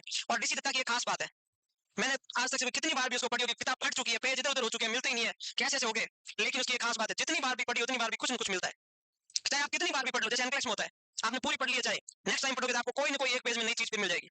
ये होता है, अच्छी बुक की एक खासियत होती है, कुछ ना कुछ मिलेगा, तो आप बार बार पढ़ोगे ना तो पता चलेगा। तो जैसे एग्जांपल बताऊं, पिछले बैच में ओबीसी पढ़ाई थी, उससे कंपैरिजन में इस बार मैंने और कुछ एक्स्ट्रा ही बताया। कोई भी सब्जेक्ट कोई भी टीचर आपको पढ़ाएगा, हर बार आपको 2% कुछ एक्स्ट्रा ही देगा वो, कहीं ना कहीं। जैसे आपने पहले कार्डियो पढ़ा, फिर वापस पढ़ा, आपको 2-4 चीजें नहीं मिली, रीनल पढ़ा, 2-4 चीजें नहीं मिली, और न्यूट्रिशन पढ़ा, नहीं मिली, तो हर बार मिलता है कहीं, टीचर भी तो पढ़ के आता है, कुछ कुछ नया मिलता ही मिलता है। तो ऐसे ही आपको ध्यान रखना है, अपने आपको क्यूरियस रखना है। क्यूरियस पता है ना, मैं तो अभी सीखा। क्यूरियस का मतलब होता है, हाँ, जिज्ञासु। ये 3 टाइप का होता है, ये देखो, ये है यूट्रस, कौन है? प्लेसेंटा कहां चिपकता है नॉर्मली? अपर। इसमें चिपकता अपर में ही है, लेकिन बेवकूफ ब्रेकअप हो जाता है। It is a breakup of placenta. Actually definition यही है, it is a breakup of placenta. होना चाहिए था बाद में, हो गया पहले। हम्म, हम्म, रुक जा रे, लगता है ताजा ताजा ही हुआ है ना? ये नॉर्मली अपर सेगमेंट में प्लेसेंटा चिपका हुआ है। डेफिनेशन क्या थी? अब कोई कारण बताऊंगा मैं आपको, 10 कारण है, किसी कारण से प्लेसेंटा हट गया। तब यहाँ तो आपको पता है ब्लड आता है यूटेराइन आर्टरी से, यही तो इकट्ठा होता है ब्लड, खूब सारा, 1 मिनट में 500 ml ब्लड आता है, आपने देखा होगा, पढ़ा होगा प्लेसेंटा फंक्शन। प्लेसेंटा डिटेच हो गया, तो ये ब्लड बाहर आ सकता है कि नहीं आ सकता है? हाँ, तो सुनो, इंग्लिश में 2 चीजें होती है, एक होता है रिवील, एक होता है कंसील। रिवील का मतलब होता है दिखाना, कंसील का मतलब होता है छुपाना, और मिक्स का मतलब होता है कुछ छुपाऊं कुछ दिखाऊं। समझ आ गया? तो ब्लड अगर पूरा का पूरा बाहर आ जाए, उसको कौन सा एब्रोक्सियो प्लेसेंटा बोलते हैं? कौन सा बोलते हैं? Revealed एब्रोक्सियो placenta. प्लेसेंटा हटा, पूरा का पूरा ब्लड बाहर आ जाए, जितना ब्लड है कंप्लीट एक्सपेल आउट हो जाए, उसको कौन सा प्लेसेंटा, एब्रोक्सियो प्लेसेंटा बोलते हैं। रिवील करना मतलब बाहर आ गया ब्लड, आप उसको देख सकते हो आंखों से ब्लड को। और कई बार प्लेसेंटा बाई चांस हटा, या तो इधर से हटेगा या इधर से भी तो हट सकता है, कहीं से हटा, मान लो इधर से हटा, और ये यूट्रस की लेयर होती है 3, आपको पता ही है, 3 होती है नहीं होती? ये ब्लड यहाँ से आ रहा था, तो कुछ ब्लड बाहर आया और कुछ ब्लड यहाँ छुप गया। और यूट्रस की लेयर के पीछे भी तो ब्लड इकट्ठा हो सकता है, यूट्रस की तो लेयर होती है ना, और प्रेगनेंसी में लेयर थिक हो रखी है, मेंस्ट्रुएशन साइकिल तो आ नहीं रहा था, तो यहाँ से हटा, तो यूट्रस की लेयर के पीछे ब्लड चला गया। अगर पूरा का पूरा ब्लड यूट्रस की लेयर के पीछे जमा हो गया, तो यूट्रस की लेयर भी चेंज होगी, इसकी अपीयरेंस भी चेंज हो जाएगा, इसको बोलते हैं कंसील्ड। कौन सा बोलते हैं? Concealed abruptio placenta. तो कंसील्ड की डेफिनेशन क्या है? जब ब्लड बाहर आता ही नहीं है, ब्लड बाहर नहीं आता, किसके पीछे डिपॉजिट हो जाता है?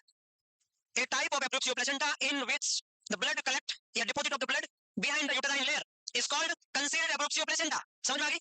अब एक छोटा सा सवाल पूछो, दोनों में से डेंजरस कौन सा है? अगर कोई पर्सन है, उसका पता चल जाए कि ये चोर है, तो आप उससे सावधान रहोगे, और कोई आपका दोस्त बन के बैठा है, आपसे अच्छी अच्छी बातें लेता है, ले लेके जय माता दी, आपको पता ही नहीं चले, आपने ऐसी ऐसी बातें उनको बता रखी है जो आपको खुद को ही नहीं बतानी चाहिए थी, और वो 4-5 मिनट मतलब लगा के आगे दे रहा है, आपको अभी तो उसका पता नहीं है। तो डेंजरस कौन है?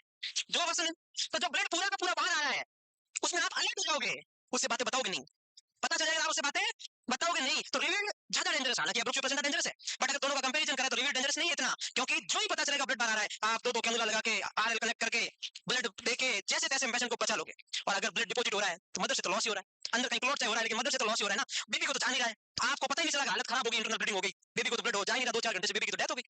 तो किसमें फीटस की डेथ होती है? कंसीडर हो जाती है, अपन पता चलता है तब तक काम हो जाता है, और मदर भी मैटरनल शॉक में चली जाती है, हाइपोवोलेमिक। समझ में आई बात? आई कि नहीं आई? तो डेंजरस कौन सा है?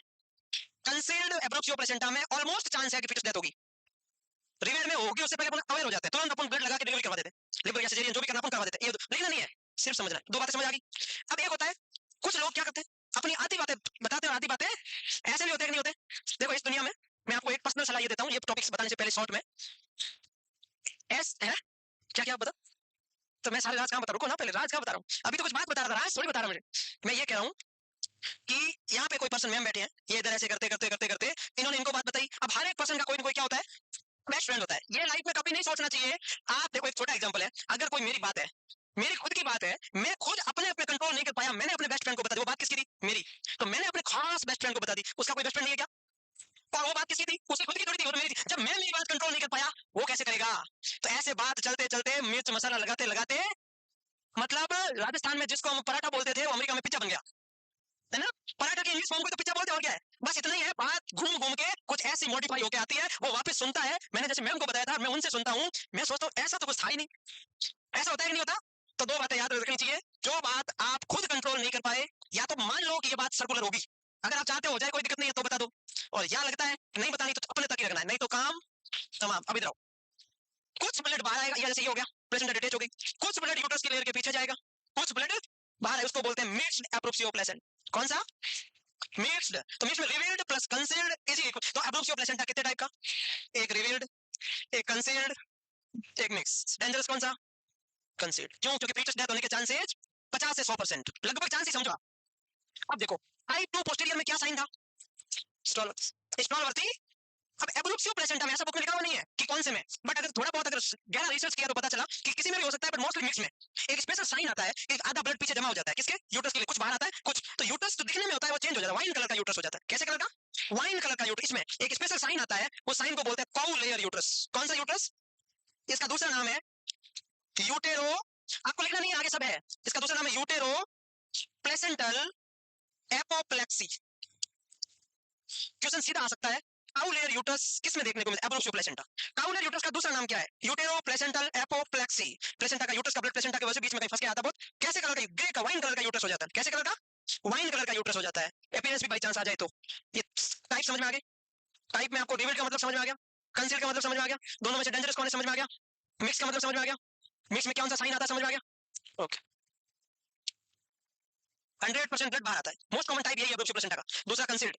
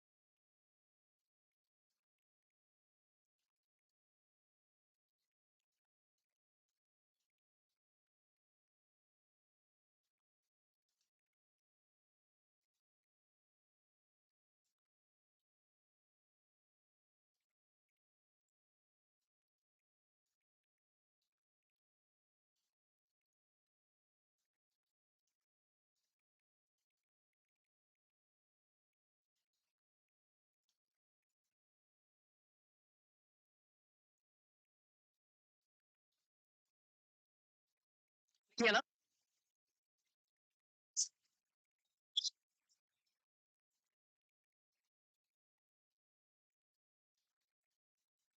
हो गया?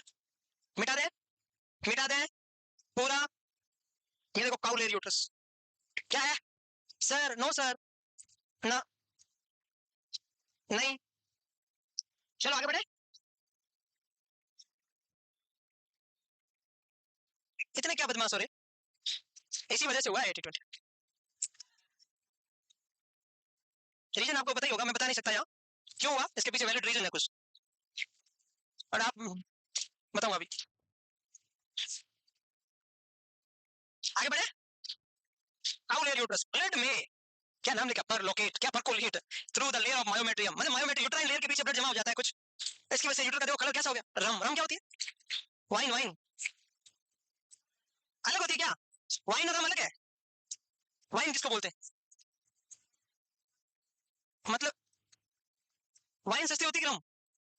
वाइन पहले तुम आपस में क्लियर करो, वो कहता है वाइन रम सस्ती है, तो मतलब रम का कलर ऐसा नहीं होता, मतलब ये वाइन का। हाँ भाई, अपने को वाइन, मैं सोचा ये कि मैं कल एग्जाम में पढ़ा देता दिक्कत, wine colour uterus, this is like that. Okay ठीक है। ओके, अच्छा वाइन में कलर आता है क्या? तो भाई अपने लिए तो तुम है ना मोंटम ड्यू ठीक है। एक वो क्या होती है, रेड बुल क्या होती है? वो सही होती है ना? वो सही होती है ना? मेरे लिए तो वो ठीक है। चलो छोड़ो, अपने को क्या करना।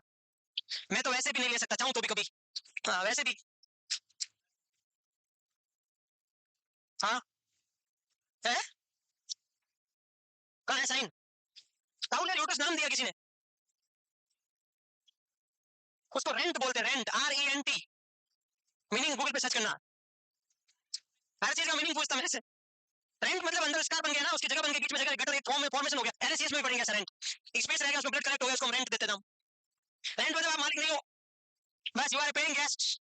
पेइंग गेस्ट समझते हो, पैसा देके रहना पेइंग गेस्ट कहलाता है, PG। सुनो, लास्ट बात लिखो, फिर कल से पढ़ेंगे कि कॉच, पहले कॉच नया है ना, ये तो बाकी पढ़ा ना। दोनों के फीचर के लिए दोनों का कंपैरिजन करें, रिवील्ड और कंसील्ड में से कौन सा डेंजरस है, तो रिवील्ड भी डेंजरस है, बट मिटा दो, इसको मिटा दो।